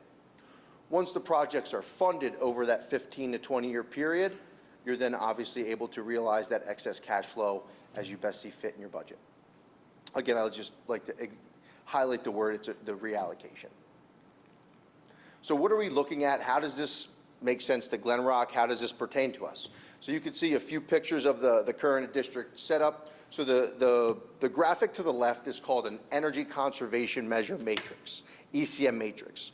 Right now, we're in that investment grade audit stage, That means every item on that list up there, you either have or we could potentially install to reduce your current energy consumption to provide you a self-funding project. If it's a blank box and there's no check mark, it means one of two things. You either do not have that equipment at that site, or it wouldn't make sense at that site, or the equipment there is not past its useful life. So if a rooftop unit's only 4 years old, the ASHRAE useful life of a rooftop unit, 20, 25 years. It doesn't make sense to replace a 4-year-old rooftop unit. So we're evaluating the top measures that use the most energy that are at the end of the useful life. The primary one that makes the biggest difference that you're going to see is going to be the lighting, right? Classroom students are going to leave one day, they're going to come back, brighter, brand new LED lights. So these are just some of the upgrades we're evaluating. We're still in the, I call it preliminary stages, but again, this is everything being evaluated by DCO and Colliers at the moment. And everything we evaluate may not self-fund and most likely won't self-fund. That's where you pick the top priority. So it's going to say, hey, if James and Don and the administration want to move forward with XYZ projects, it just has to self-fund however the pieces of the puzzle fit together. Does that make sense? So what does the timeline look like for this project? So we've worked with Colliers. We've been on site since I think that was in early August. We started walking facilities, counting lights, having people on site. Obviously, we're here tonight. We'll have our utility baseline workshop with James and Don in a few weeks. And then the one piece of information I'll touch on the next slide and get into a little more is proving to go out to bid for a solar power purchase agreement. You'll see there's future meetings coming up. So there's a Klein Charette in January. That's really where we'll present all of our findings. We'll say, hey, this is how much you spent. If you implement these upgrades, here how many improvements you can see. Here's the cost savings, and it's in real time. You're able to pick your project.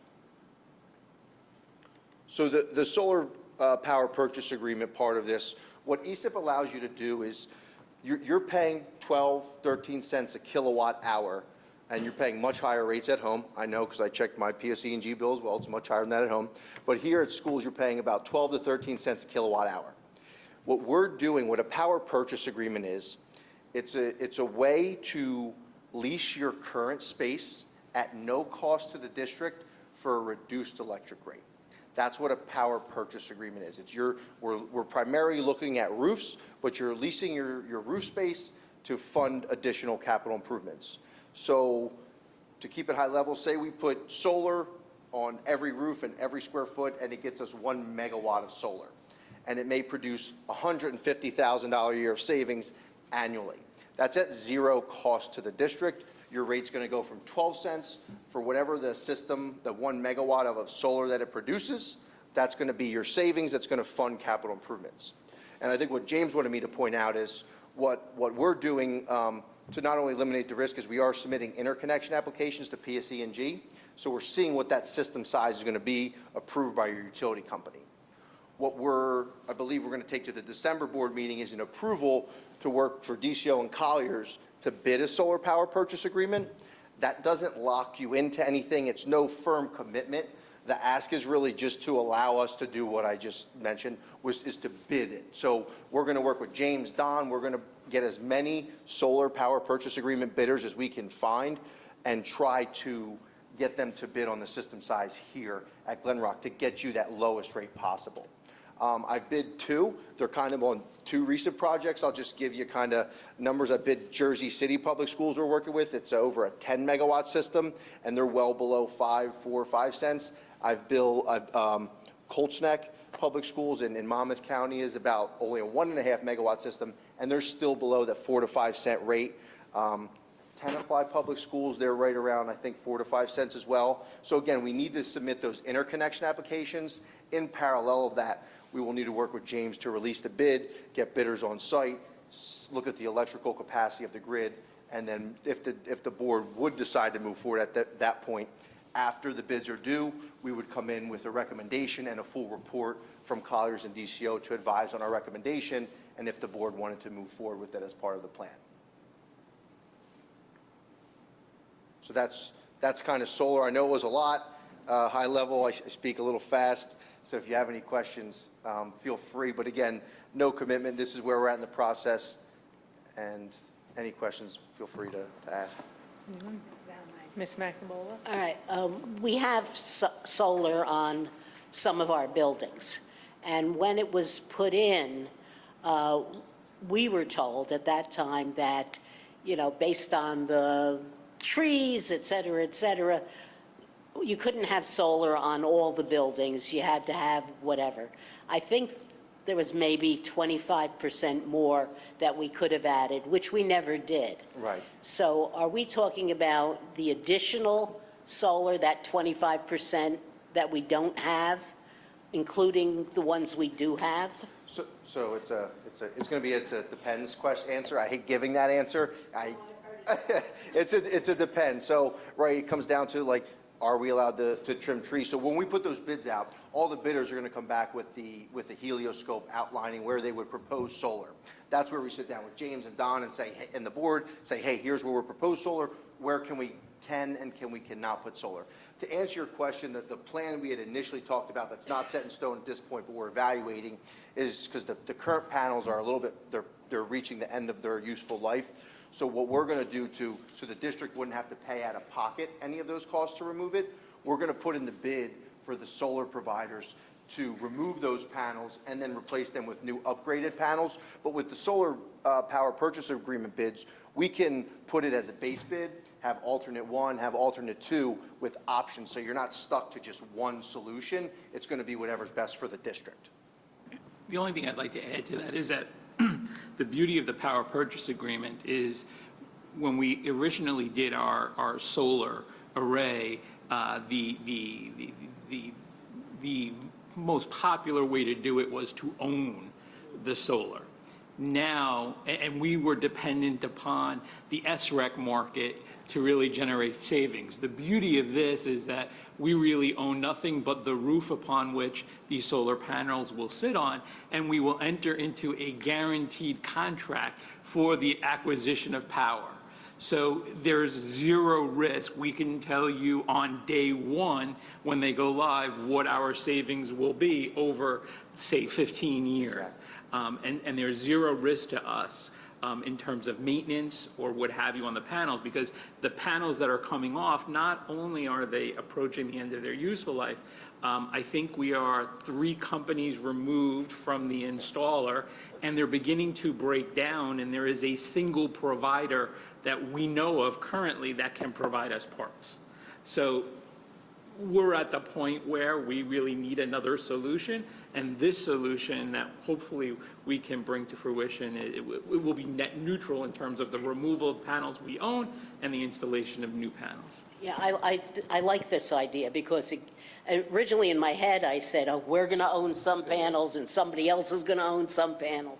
But this now is a broad, everybody, this goes with all the panels. Just one other question. I don't think it's right for our district, but what if we decided to put up a parking garage, let's say at Coleman School, and put panels on top of them? I mean, there are other ways of putting panels other than a roof. Yeah, no, exactly. So, I mean, we could absolutely coordinate that depending on the timing. Again, it would be, we get the... Yeah, but it's something, again, if we could evaluate it, have the conversations that you wanted to have. But yeah, I mean, it could be anything you wanted evaluated, we could put in that bid, so at least you have an answer of what it would cost or take. And, you know, if you have the base bid, hey, you get a base bid of 4 cents. If we have to put it on that roof, it's going to go up to 7 cents if we have to include that. So there's different costs, right? It's no cost to the district, but the solar companies carry the cost, and they reap the benefits when the system sizes are, when the systems are on. And the reason, just for educational purposes, the reason we recommend the roof, so the solar companies, before, right, you got you heard $700 per SREC was what you got day one, and then all of a sudden overnight it went down like $220, and that's kind of where it is right now. I get it. That's what happened. But now there's, like James said, there's no risk to you. But just the panels are much more efficient now. Everything's a lot better. So just, again, a lot of risk for you guys, for the district. Thank you. Dr. Robinson? Small question. So the PPA, would this be a fixed price long-term contract, or is this like a discount to a floating rate that we'd be subject to for a finite period of time? Yeah, so by law, a public entity can only enter into a 15-year power purchase agreement. Can't go, I guess you technically could go shorter. We would have to let the bidders know that ahead of time, but you cannot go past 15 years. In terms of the rate, so we do leave the bid a little open-ended to find the most competitive advantage and bid for the district. So we have it two different ways. They can either put it at 0% escalation, but what the bid's going to come in at like a little bit, it will probably come in a little bit higher. Typically, we'll see about a 1.5% escalation, but if you're getting a 3-4 cent rate and it escalates at 1.5%, you're still never really breaking 7 cents. So you're still going to be well below that PSE&G grid rate that you're going to get. So we always do look at that on the back end to make sure years 13, 14, 15, you're not paying more than what you would get from PSE&G. Yeah, so you're projecting out that long-term price, and this would be a budgeted escalating fixed price over that time? Correct. Does that, exactly right. Dr. Robinson? Good? Okay. Thank you for your presentation. I have a question that might not completely be you, it might also be Mr. Canales. With the improvement in the lighting to the LED lighting in other districts that you may have worked with, I mean, we all know the LED lighting is going to change maybe the mood for the students, you know, just their overall sense of well-being and things like that. Is the lighting that typically gets changed allow for like variable settings and like easy access to change like the temperature of the lighting and things like that for the students? So is it all right if I take a first pass? So what we'll do at our next workshop with James and Don is we'll come in with the energy conservation measures. We'll talk about each specific one that was on that checklist and how we're pricing it up and what we're looking at. So it's kind of just like going to Home Depot. What type of, like, do you want soft white, hard, like what? So we'll look at it from that perspective. We've done projects where we've put in different colored lenses to kind of change the mood for students. So it's something if the district would want that evaluated. It's just, ESIP is designed for the energy savings need to cover the cost. So again, we can absolutely look at adding different lights, different lenses. The cost of it's just going to go up, so then, and the savings will stay the same. But if that's something you want Mr. Canales and us to discuss further, absolutely, we absolutely can. I think Greg hit it right on the head, is that when you start evaluating the projects as it relates to the savings, it then becomes a scope issue, right? If we're going to pile a bunch of money into one particular aspect, that might reduce the overall scope of the project. So everything will be considered, and sort of kind of the way Greg's explained it to me is we'll probably have a nice array of projects that we can do, and then it's really picking and choosing and solving for X meaning what's the savings versus the cost of those projects to get there. Yeah. Indeed, I understand. And with the lighting, I would just ask that if you have like a small sample that you could like test it in just one room just to kind of get a sense of what it is that you want, and if that can align with the overall goal with the budget, just to keep that in consideration. Absolutely. Thank you. All right. Anyone else? All right. Thank you very much. Thank you for your time. Have a good night. Have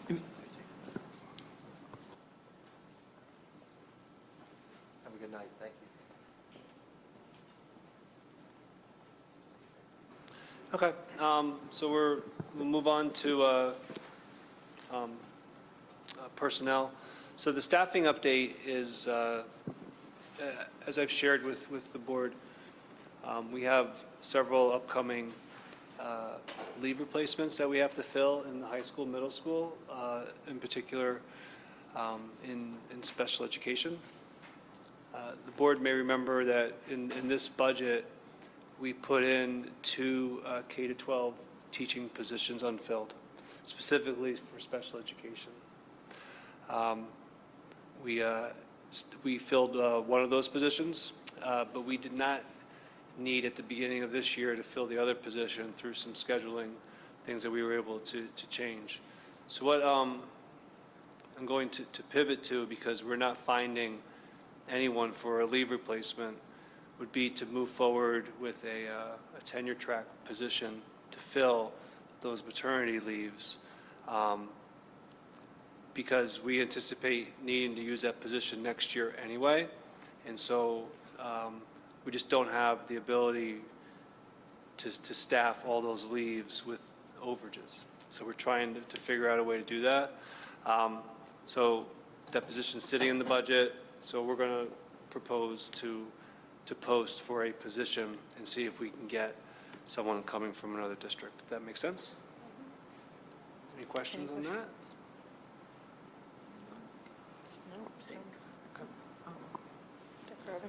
Yeah. I appreciate the foresight in bringing this to the agenda, just so that we're kind of getting ahead of the situation that you anticipate happening. Thank you. Yeah, so, I mean, kudos to Dr. McKay. It's just a challenge, and we all know that. So I hope that we'll get some candidates this way, and we anticipate needing the position next year, and I don't worry about us having this extra position. We'll be able to utilize it. Thank you. All right. So I need a motion to discuss P2 and P3. Mr. Corey, second by Mr. Hayward. Does anyone have anything to talk about for P2 or P3?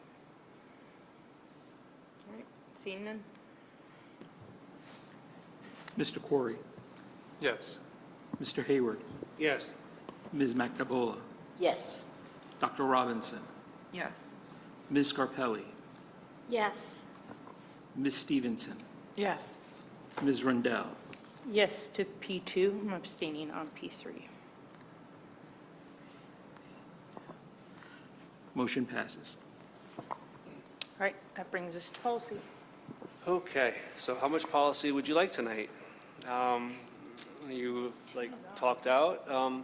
So there are a couple of things I'd like to go over, and there are decisions that the board has to make tonight for first reading, and we'll go over all of those.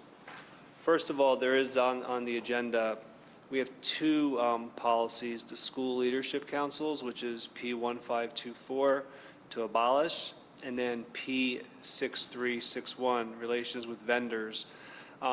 We don't currently have those policies, so they kind of snuck on, so we don't need to abolish them. So Mr. Canellis, I've asked him to strike those from the minutes. There's not going to be a first reading on those, so we do apologize for that.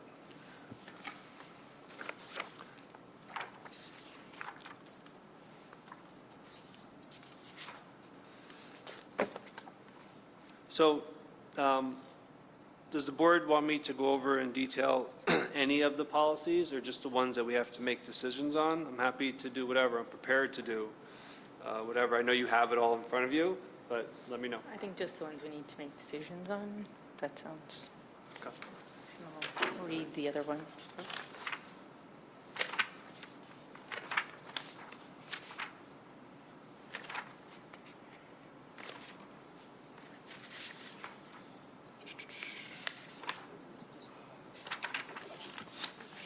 Okay. Just let me, I have to pull it up. My computer, I lost my computer a little bit ago. Okay, I got it. All right, so for the right to privacy, which is really two policies. There's for teaching staff and non-certificated staff, or certificated and non-certificated. The board has an option which really prohibits audio or video recordings. My recommendation would be that we don't want that, but it is a board decision to include it or not.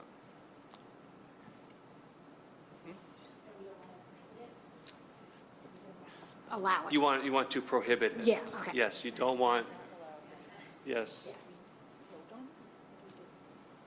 Well, we don't permit it now, but this is, they made some changes, and this is an option that the board can consider. Yeah, I just think you don't want to do anything that prohibits or forces anything. So if we're putting language in just for that reason, there's no reason to. It's not something we're doing. And it's not, I don't think it's something, I've never seen any school do it. So it's sort of not needed language, in my opinion. Yes. When they say audio and visual, are they also talking about recording on your cell phone and things like that? Yeah, we don't want that. No. All right. So want to include it? Okay. So I guess I want to understand what would the harm be in including that we prohibit it? Just as example, COVID. We just spent the last 2 years throwing cameras in every classroom because we needed to for a reason, and working with teachers and kids and doing all that stuff. Had we had that, we'd have to change our policy to allow it. I'm not saying, nobody does it in general, but to prohibit something is... It does have towards the bottom of the policy an ability for someone to request to do that. I mean, it does have to go through the principal. So there is a mechanism. I mean, and in the policy, it does say that it doesn't say we can't do what we're saying by doing virtual. It just means that we need permission. We need to notify them that they're going to be recorded, right?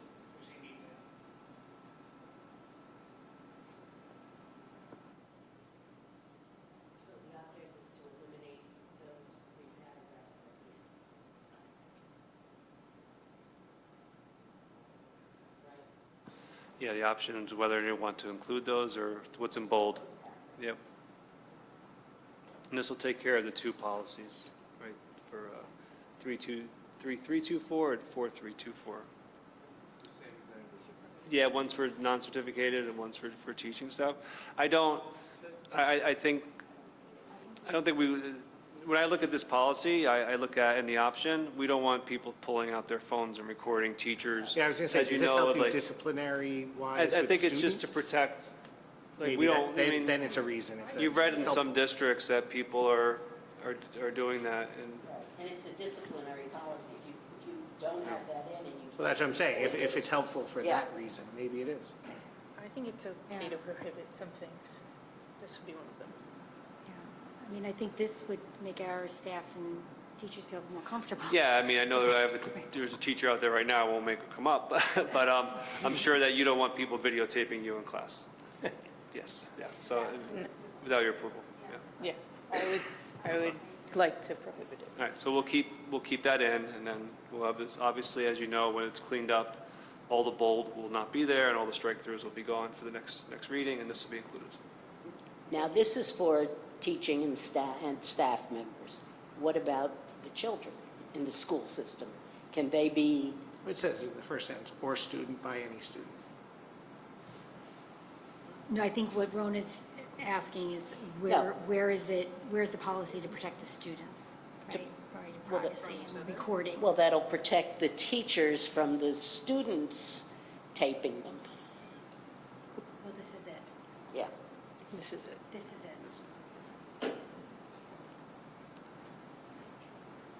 And it says by a student or any student. Or any student, Yeah. right. Are we okay with that? So, are we in consensus? Okay. Seems like it. So moving to the next one that the board has to make a decision on is the education of homeless children and youths. And it's really, you'll see towards the bottom there, the school district liaison as designated by the superintendent of schools. For really who's our homeless liaison is the director of guidance. So that's what we would include in there. And that's who's currently doing it anyway.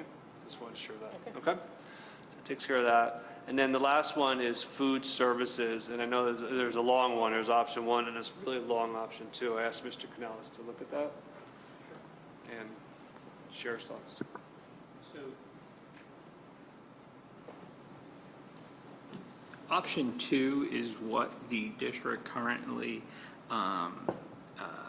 practices, so that if a student were to come to the line and not have money in their possession or not have money on their pay schools accounts, that we would continue to allow them to make the purchase, and then we would backtrack to get that money back.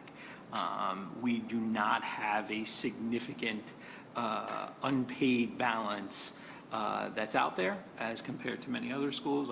Last time I looked at it, it was under $3,000 and declining as it was moving along. So That would be my recommendation to continue. Otherwise, if you were to select option number 1, the students would not be able to charge lunch. Oh, I like how we do I it. don't want to do that. I want kids to be able to eat. Yes. My kids would starve. No, we do it all the time. Okay, so those are all the decisions for the policies. Again, I'm happy to go into detail on why there are changes for that. If not, these would all be on for second reading and approval at the next meeting. We'll obviously remove the 2 that didn't need to be abolished. In addition, there are several regulations that go along with these policies, and those would be on the next agenda as well. Okay. Sorry. So I have nothing else under policy. If anyone has any questions or anything with that. So I'll turn it over to Greg. We have the National Honor Society. Yeah, so this is real quick. We like to approve new clubs one time of the year, and it came to our attention after the year began that somewhere between Dr. Parent and Ms. Gerlando's supervision of the high school, this honor society was meant to be approved and just did not get approved. It's not a student club, it's an honor society. There's an induction process, there are requirements to be in it, et cetera, and we want to make sure that it's approved by the board, so we wanted to mention it today before we put it on the agenda for voting next time. Just want to mention that now before you. Any questions?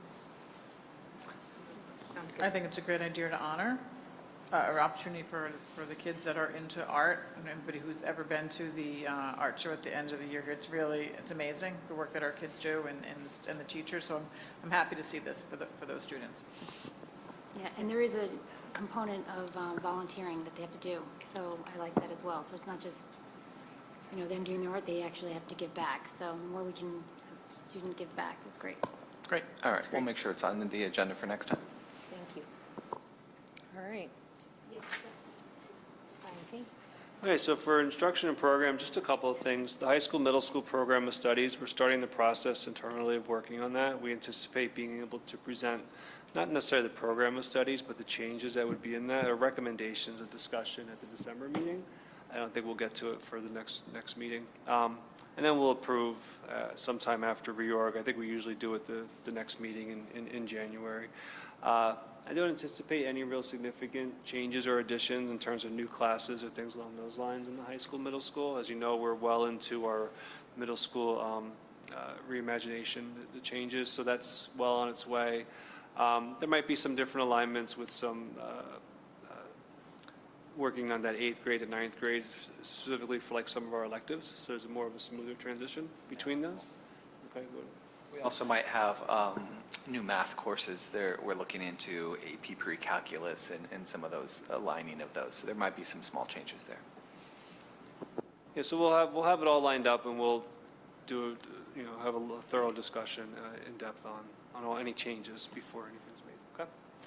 The student exchange trip should be plural.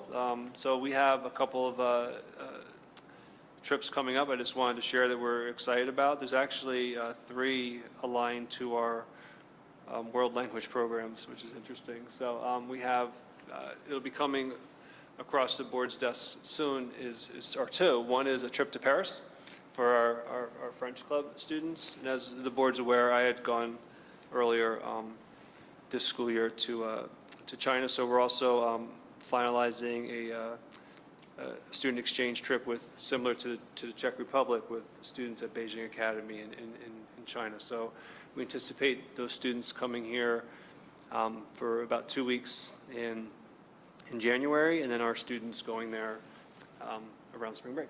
And that would be the same for Paris. And then we talked already about Costa Rica, and then Rome, which would be the following year. So more to come on those, but I had shared before, we're excited that our students and staff are getting back out and about and wanting to expand the proverbial 4 walls, right, and learn from other cultures. Happy to answer any questions on those. No, I just think it's great that we're back to doing these types of things, and our kids have these opportunities to travel and experience other cultures, so I think it's fantastic. These are trips that are planned by the school, or are they planned by the teachers who go for free, et cetera, et cetera? I think the Paris trip will be more like the latter, but the trip with Beijing Academy, a lot of it will be funded by Beijing Academy. So so that won't be run through that. That'll be us working with the parents to put it all together. 'Cause, yeah. Anyone else? All right. That brings us to management and community. Okay, so in backup, you have a proposal on the security site assessment. We know also that there is, from the New Jersey Department of Homeland Security, there is the Bergen County Prosecutor's Office also can do a site assessment. The Bergen County Prosecutor's Office is the one that you got back in 2013. We have reached out to the Department of Homeland Security and Bergen County. People have told us down at school boards, they heard that it could be done right away. We're not getting that information. The people that we're speaking to, or even if they're getting back to us, some of them have not yet, but the ones we have, it's months out. So I'm happy to go down that road and do that. Or we can hire the private company, and you see the scope of work that they have in their proposal. If that's something that you want to do that could be quicker, it can allow us to get some feedback and some recommendations. And we also can still try to schedule the free one behind it.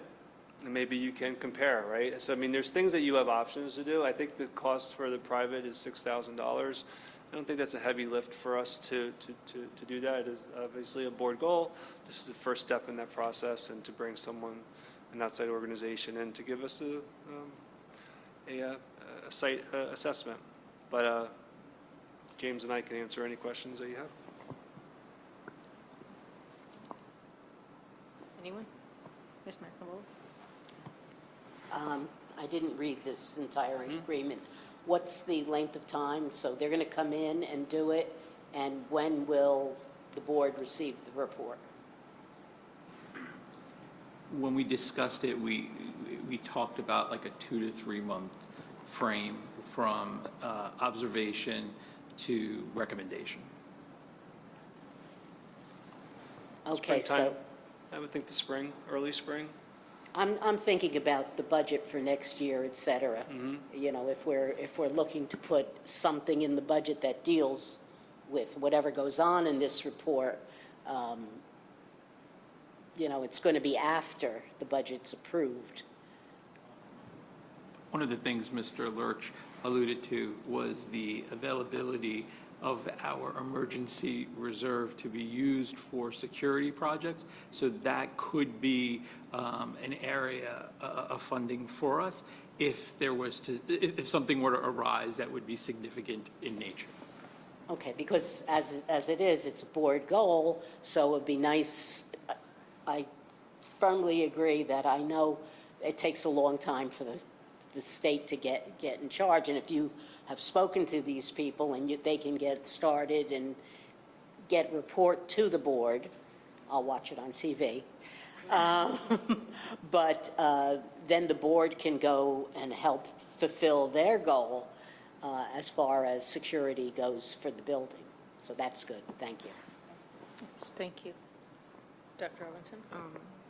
Yes, thank you again for, attempting to chase down the state with regards to what we learned at school boards.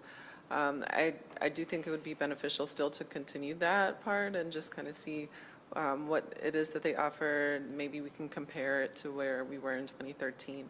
I'm in support of this private assessment, just with the time sensitivity and the communication that we've had on the board with regards to what we want to understand about our own system. So that's my opinion. Thank you. Anyone else? I just want to thank Rona for trying to set us up for success. It's key that we get the information in time that we can make a decision within the year, and knowing how to tag it all in. when it comes to information, more is more. So this is good and timely. So what I think I'm hearing is that we'll move forward with the private one, and then we'll also work with the county, and who knows, maybe they'll both be done at the same time. I mean, but we'll, okay. So we'll get on that first thing Wednesday. Okay. We had shared this out, the Glen Rock Police Department, actually tomorrow at Byrd, will be conducting active shooter training. So the flyer went out via school messenger to all of our parents, so everybody's aware. They're also going to conduct a training on Sunday, December 3rd, here at the high school. Our security officers were invited to observe and watch. There will be, I guess it's called simunitions, right? Is that what it is? So there will be some like noise, I'll use that term, and lots of police cars and stuff at Byrd tomorrow, and then here at the high school on Sunday, December 3rd. But we think it's beneficial for, obviously, everyone for them to conduct these trainings. Good? Great. Okay. I'm going to skip the calendar because I don't want to talk about it right now.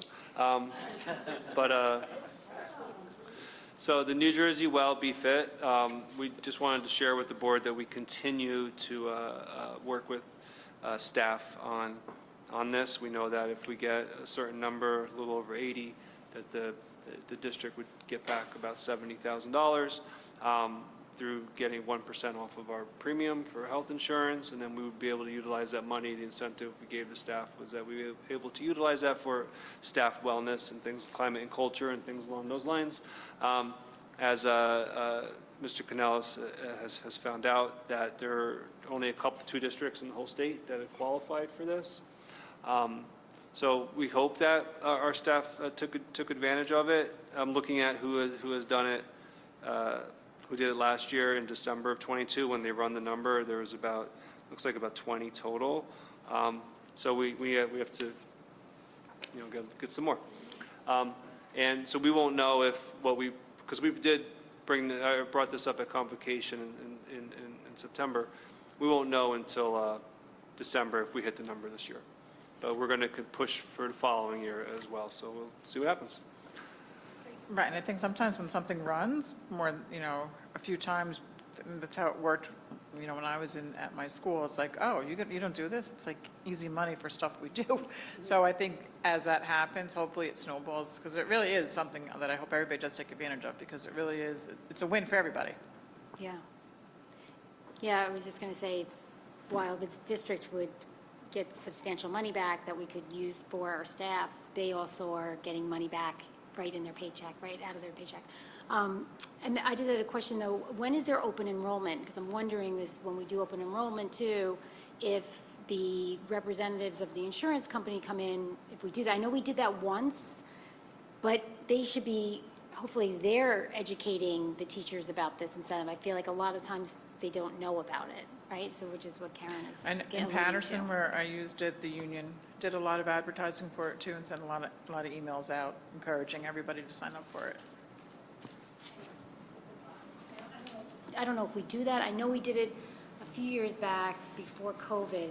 I remember Mr. Renner Connect doing something with the union and presenting all the different options for their insurance. When we were trying to incentivize them on what was so those options better for them. have changed now, right? Because now it still is beneficial to bring them in, but now when you come in, you have to be in New Jersey Educator Plan. You don't have a choice. So they're all the only ones that are like legacy people that are still here, yeah. But I think it would be beneficial. We have pushed it out. I think Ashley's back there. Are we annoying you too much when we keep on pushing out the New Jersey Well stuff? Because we're sending out emails and we have our climate and culture people pushing for it. So we're getting it out there. We'll see what happens. Nice. Ms. Carpelli, the answer to your question on open enrollment just closed. Yeah. It's November to October 31st. For next year. All right, draft calendar. Here we go. I have handouts that, 'cause I think it'd be better Actually, Greg thought this. Be better to have it in front of you versus on the screen. Let me just take a look.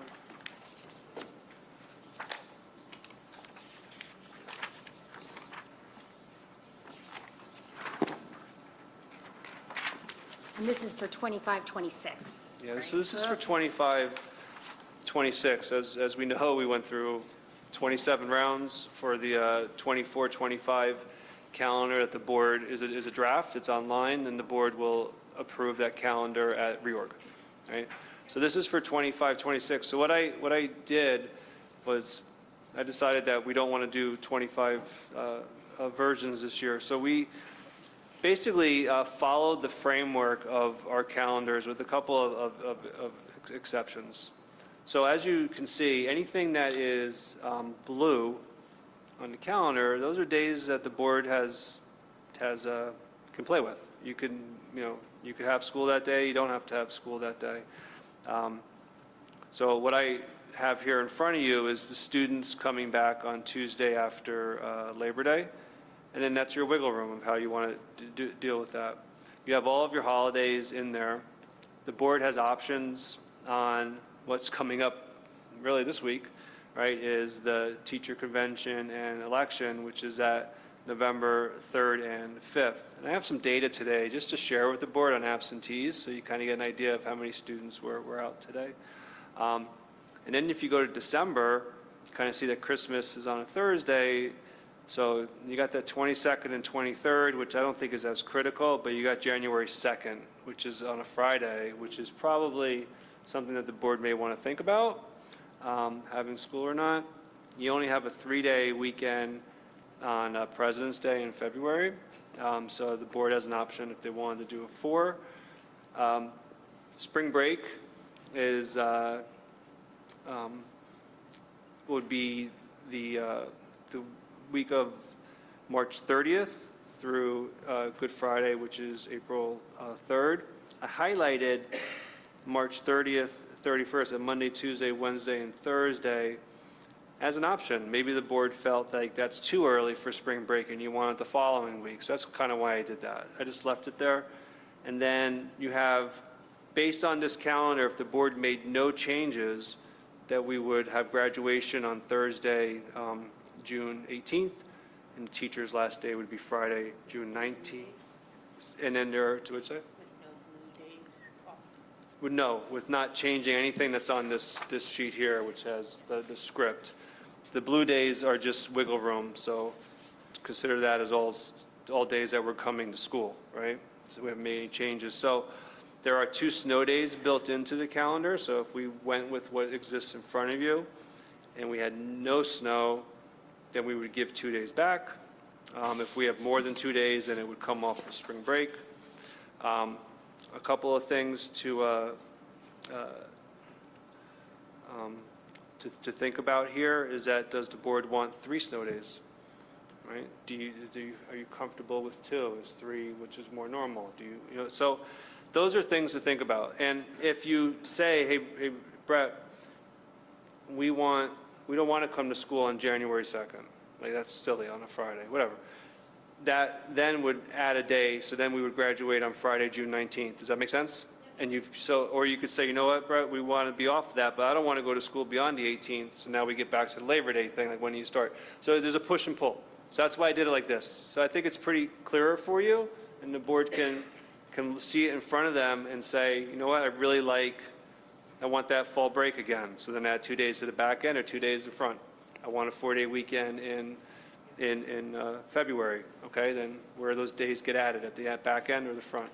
I want 3 snow days, right? And so on and so forth. While you're chewing on that, I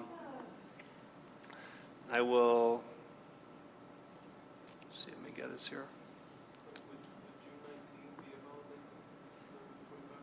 It could be. I mean, I think it's due the 3rd Friday of the month or something like that. So it could be, it's not one that is contractual that we recognize, is what I'm saying. Yeah. That's why it's not highlighted. What is April 3rd? Good Friday. But that's a contractual? Yeah, it's a contractual holiday.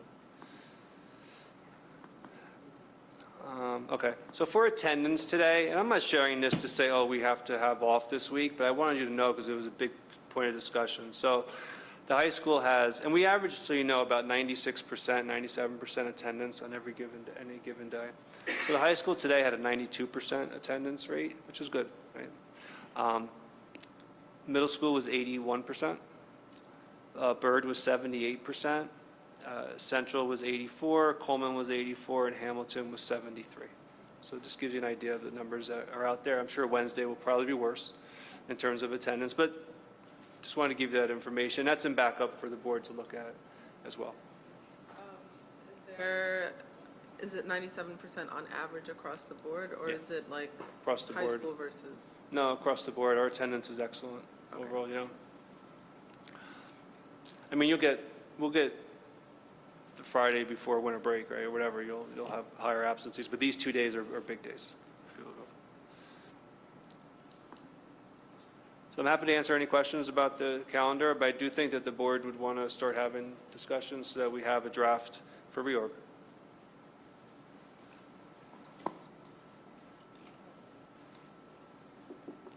Does anybody have any comments?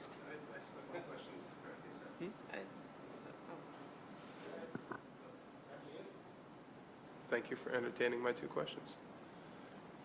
So, That's all? That's all you have to say? yeah, we're good. So we're talking ideas here. Are we stuck with a Thursday graduation or no? No, because the 24, 25, we're not graduating on a Thursday. So just as a thought, if we went, not Thursday, Fridays are difficult, Mondays are. If we went to the 23rd, you could gain that week in November and maybe the last January 2nd day. And that would be 2 solid weeks of kids being away from school and relaxing and teachers being away. And I think that November, this winter with the attendance, I'm sure if we looked at last year's attendance, I know Wednesday's terrible. So it's just, to me, it's, whether we like it or not, I think it just makes sense educationally. When we did our calendar survey the last time, I feel like the November week wasn't, some of the feedback was that it was more difficult because I guess people weren't naturally off during that period of time and things like that. So folks seemed to be less inclined to take a vacation, like use that as like a vacation week, and that it might present a challenge. Does anybody remember what, you know? Yeah, I think because a lot of people leave, they didn't care if we took it off or not, honestly. I think that Dr. Robinson, also the winter break, not the winter break, the February, that one was the one they didn't want off. Okay. That was the one, that was the big one. Like the 4-day weekend is fine, but not a full week. Thank you. And I'm in support of not having people come back on January 2nd. I think it's all spent. I would agree with that, and, you know, to open up a building for one day, or all the buildings for one day, I don't know, after being closed for those 2 weeks, I don't really think makes much sense. I agree. January 2nd.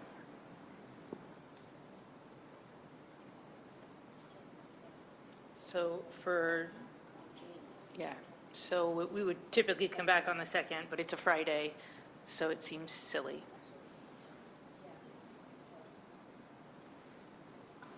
I don't have a whole lot of comments to make about the So- calendar, so so if the- anyone else does, feel free. So January 2nd, there's consensus on having that off and adding, so we have to add a day somewhere. Correct? 19th.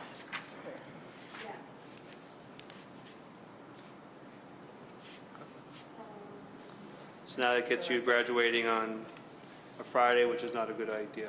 Which is why I just sort of cavalierly went for 3 days and said, make it on a Tuesday. So you would say the 3rd and the 5th, Ed, of November? 20, I would say the 3rd and 5th of November, to make that a full week, because we have terrible attendance anyway, and I think people would ultimately appreciate it. And I think Friday, January 2nd would be hugely appreciated.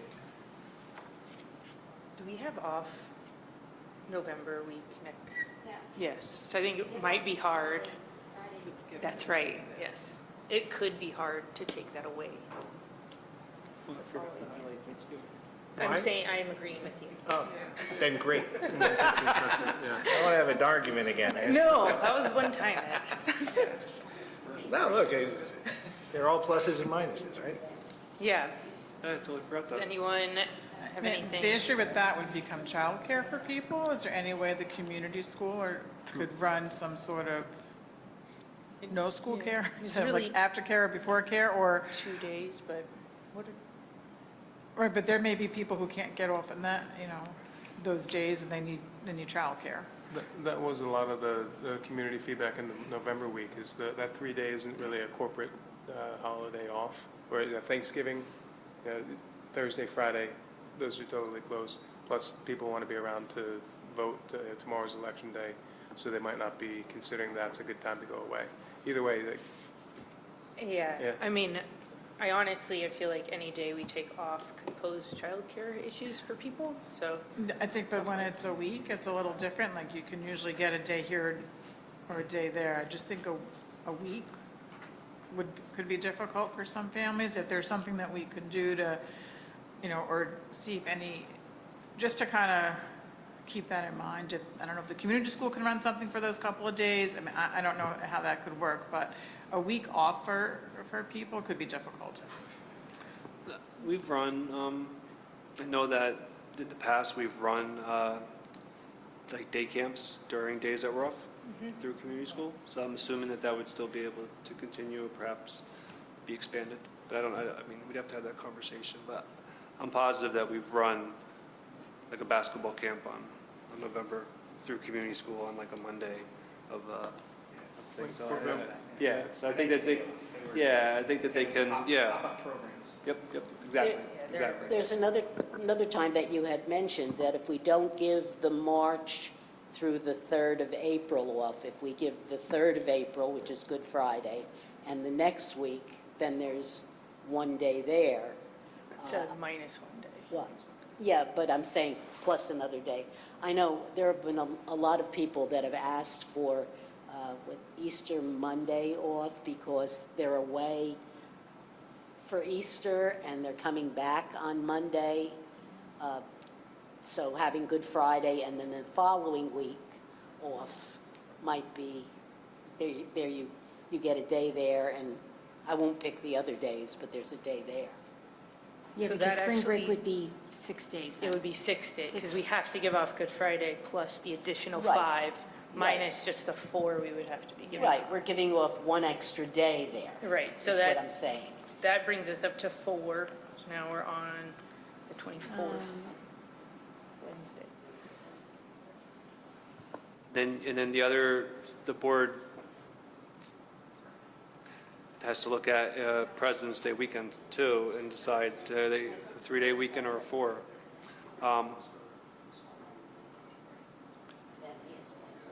So are we okay with a 3-day weekend in February for presidents?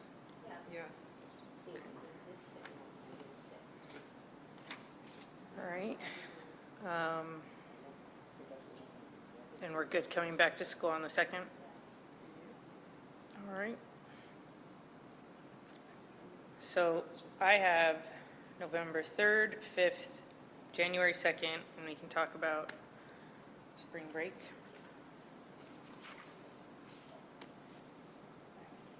Spring break and also how many snow days? 2. Okay. 2's fine. So we'll keep it at 2. So then it's spring. So just Spring spring break, what do you guys think about? Right now, we're graduating on Tuesday, June 23rd. If we take off Good Friday and the week after, it would be the 24th of June, Wednesday, that we would be graduating. It'd be an extra day.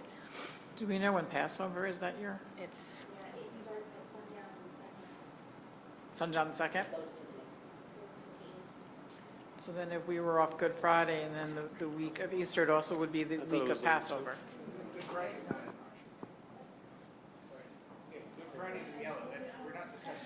No, and I was saying, but if we're off on Good Friday, then have the week after that off. That is also the week of Passover. Oh, I see what you're saying. Yeah. So you're, So we'd be off Good Friday, and then Friday, and then the the week, 6th through the 10th. Easter week, and it's also Passover week, if I understood that correctly, right? What do you guys Yeah, think we'll of do a that? deeper dive and, I mean, yeah, that seems like they just Yeah. researched it. What do you guys think of that? That sounds. Yeah, if it makes more sense. And it'd be a little warmer, a week later. If we're going to go with the spring break being the whole next week, I think we take those, I don't think we give the November days then too. I don't think we should graduate any later than the 23rd. That's my opinion. I think that's late. Okay. But I could be alone in this, I'm one board member. I think Well, I would rather graduate sooner than later. So to me, those 2 days that we gave in November, I would put it towards this January 2nd and then that spring break week. I That would agree be with- my opinion. I agree you only with need that. one more day for spring break, right? Yeah.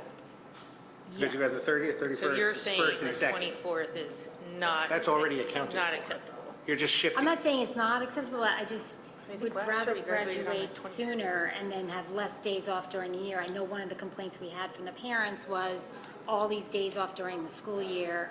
I know at the end of the day, it's 182 days that your kid's in school, but people did find it difficult or claimed it was difficult to get childcare with all these breaks. So I'm just trying to avoid the extra days off that we don't normally have off. I don't know. Yeah, I mean, I've But also, I'll go with the consensus. and I really don't care what we do. Like, I feel like I'm kind of done with the calendar. But I have also heard from parents that a week is much easier to find childcare for than random one day here and there. So I think there are a lot of things about childcare, and I have lots of sympathy for all of our parents, but I don't necessarily think that's our job right now in dealing with the school calendar. If this is what's best for our school community, that's great. That would be my 2 cents. Yeah, I think what you said about, so from a mental health perspective, having a full week off, you can energize much better for everyone, teachers, students, parents, than a day here, a day there, a day here. Those chopped weeks. Yeah, so we got to figure out where, like, so that's a January 2nd. Right. Support. Yep, 3rd, 5th, 2nd. That creates full week, full week. Well, And if we want to currently, move, the only day I Tuesday think to that everyone Wednesday, agrees with is January 2nd. Mm-hmm. And now we're sort of toggling between an April 3rd to the 10th break I think we might be. and a 3rd to the 5th. I would not be in favor of that over that. So Here's the question. So on Monday, Got it for you. I can talk loud. On Monday, September 1st is Labor Day. correct. Yes. And we're having everybody come to the school on the 2nd. Yes. That's what it is now. I would like the 2nd for the teachers to come to school and the kids come on Wednesday. So that just pushes us back another day. Well, it moves it to the 23rd. I don't mind I'm it not to just counting coming back. November. I'm eliminating November. I'm putting, this is what I'm putting in. I'm putting in, have the kids come on the 3rd of September. We have the 2nd of January off and the, after the 3rd of April for Easter week or whatever, spring week, whatever we want to So call it's it. 3 days. So that's 3 days, right? So instead of ending on the 18th, we're not ending on the 19th, we're ending on the 23rd, not the 24th. Yeah, I don't see a need Right. to push the kids off to the 3rd. Teachers have 2 days of PD. Yeah, if I could just share, Rona, that the administration really wants the 2 days of PD at the beginning of the year. So if you before? want to, so if you're going to do that, then the students, if you're going to follow that model, I would have the students come back on the 4th, on the Thursday, so we could do the 2 days of PD with staff. Yeah. So, yeah. Okay, so Tuesday and Wednesday would be for staff, and Thursday is when kids would come to school. Yeah, that would not be my preference. Does anyone like that? I like it. Oops. Maybe we could create like a priority. We're also missing 2 board members tonight, so I mean, I think this is just an ongoing Just a discussion. Yeah, just a discussion. No I just want to decisions here. remind that nothing is going to be finalized this evening, correct? Yes. Just so that It's everyone 2 knows. years from now that this. Right, it's just Yeah, I want to that's it. emphasize. You should say it's just that a every 5 minutes, to remind the public. I just want to say it's a discussion. Nothing is being finalized tonight, nothing's going to be voted on tonight. We're just having a discussion. Correct. Just to emphasize that. That's what is part of the calendar. Yeah.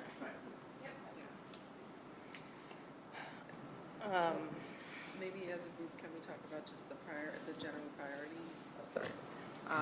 Maybe as a group, can we just talk about the general priority? Like, if we prioritize the spring break versus the November dates, or, you know, like we're in agreement on January, or is it that, you know, like the priority is to end school earlier, or, you know, just like if, because I think that would help us like identify which choice we have.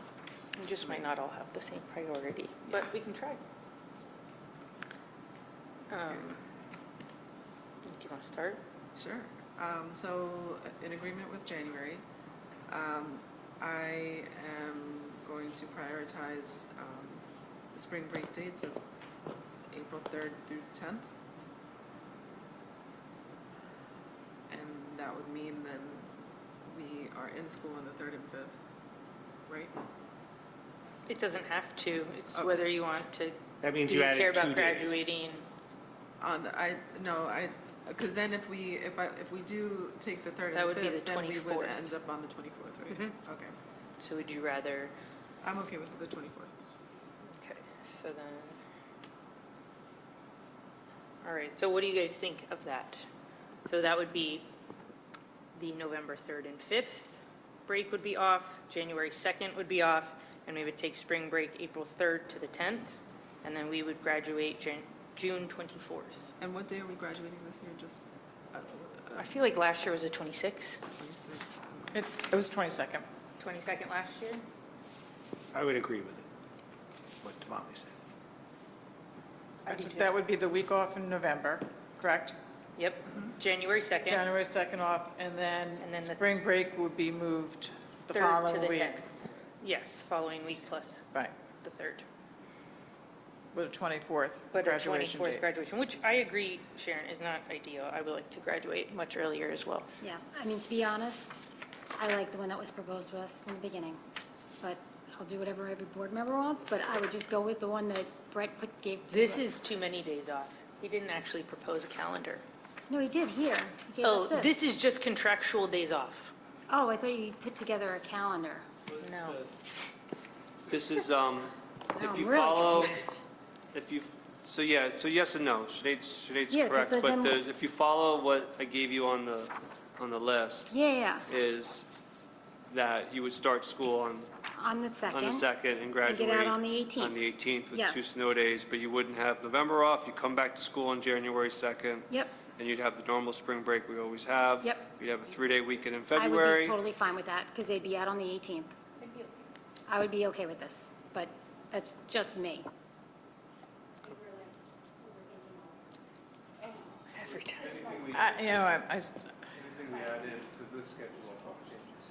I don't think opening up on January 2nd, one day to open up the school buildings, I'm not, At the end of the day, people are either going to send their kids to school that day or they're not, just like they don't send them to school on election day or not. So I understand it's not ideal, but I do like the fact that the kids get out on the 18th. I think pushing off to the 23rd or the 24th next week, it's just prolonging, it's another weekend. That's just my opinion of this calendar, and obviously it's going to be a majority that decides, but I'm totally fine with the one that was presented. All right. I like the spring break a week later, only because, you know, we're off on Good Friday. And then for people who celebrate Passover, they'll have days off to recognize that as well. And it is nice to have off the day after Easter, especially if you do travel. But I think, you know, we're a district that has inclusivity and we want to be a part of that. I think that plays into it. right, does anyone have anything else to say about the calendar? We can continue to talk about it another So what time. was decided? So, I think, Jane, I think we've decided on November break, January 2nd, week later in April, graduate the 24th. Oh, it's not decided, but No, we'll but put that out and then we I will put, so, draft one. no, there's only one draft. That's it, one draft. That's all we're doing. So this calendar is going to be voted on when I'm no longer on the board. So I will say again that I think, I do like, thank you, I do like the April break when it will be after Good Friday. I really do think that you should give the 2nd of January off because, I mean, I don't go out for New Year's Eve, but a lot of people are not around on New Year's Eve, and to send your kid to school on the Friday, talk about a day that our attendance will be down, that'll be a nice day for the attendance to be down. So I believe in those two. In those two. But I also want people to think about what do we do in September? How do we want September to look? Whether we want it on the 4th, for teachers to come back and get their training ahead of time, whether we want half days in there for students to come in for half a day, as we know. Definitely not. Parents hate that as well. So, but those two times, I would say, All off. right. My final statement. All right. Anybody else? All right. So we'll put together, we'll do another dive into making sure all our dates are accurate. We'll put together what the board shared as our one and only draft. Do you want them back? Are they like confidential? Yeah, I'll take them back. Yeah, you have them electronically, but I'll take them back. You can keep them. No, yeah.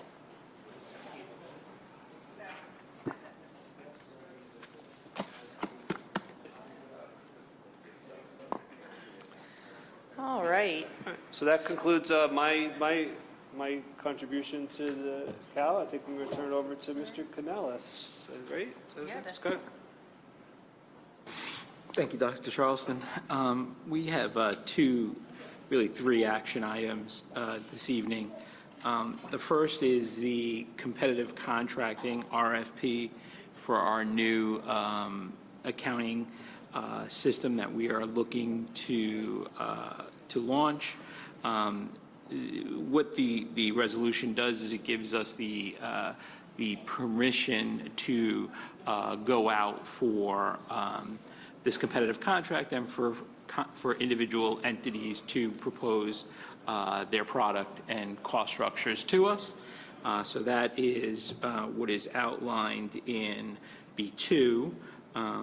And then the other item we have, and I take full blame for this, the growing pains of a new business administrator. While I knew the comprehensive maintenance plan was due on the 15th, what I did not know was that it needed a resolution to go along with it. And since this is the only meeting before then, we had to move that onto our agenda this evening. So you have my apologies, and will not happen next year.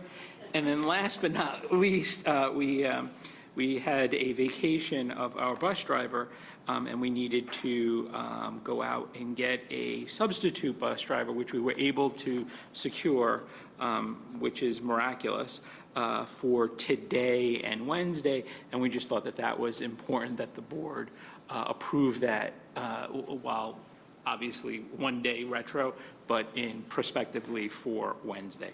So those are the items that are on the agenda for this evening. Again, the competitive contracting doesn't bind the board to anything. It just allows me to go out and solicit proposals. All right. So let's get a motion for discussion of B1 through B4. Ms. Stevenson, second by Mr. Hayward. Does anybody have any questions for James or comments about our B items? It's impressive. What's even more impressive is that we had a substitute for the substitute today. But that's neither here nor there. All right. Okay? Mr. Corey? Yes. Mr. Hayward? Yes. Ms. McNabola? Yes. Dr. Robinson? Yes. Ms. Scarpelli? Yes. Ms. Stevenson? Yes. Ms. Rendell? Yes. Items pass. Thank you. All right, so that brings us down to our other section, which typically we would talk about, like our school board stuff, but it's almost 10 o'clock, so let's do that next time. But does anybody have, and we are missing 2 board members that were both there, yes. So, but does anybody have any liaison reports or anything that they want to discuss tonight? And briefly, so I think we all know I'm the 4th of July parade liaison, happens once a year. So I thoroughly participated in the Halloween parade this year and noticed that, well, I could not tell if there were other board members present with me. Perhaps your costume was good. Mine was Batman, so that was me. It's just another opportunity for us as, as a member of the community, as a body, to participate. So as I got to the end in the rain, I thought this would be nice for us to have a table. It's a trunk or treat. There's ways for us to be visible in the community, not just not just telecast, but engaging in kind of like soft relationships like that. So welcome ideas like that, and maybe we'll all dress up as our favorite administrator next year. I don't know, whatever costume we want to Wow. Okay, that is an idea. So, yeah, but just community participation, these events are out there for us, so. Yeah. Thank you, Mr. Corey. Anyone else? No? All right, so then I will open up public comment. So for our agenda items only, state your name, your address, you get 3 minutes. I will open up public comment at 9:46. Anyone? All right, let's close it at 9:46. I need a motion to adjourn. Ms. Stevenson, seconded by Mr. Hayward. All in favor? Aye. Aye. Meeting's adjourned. Get home.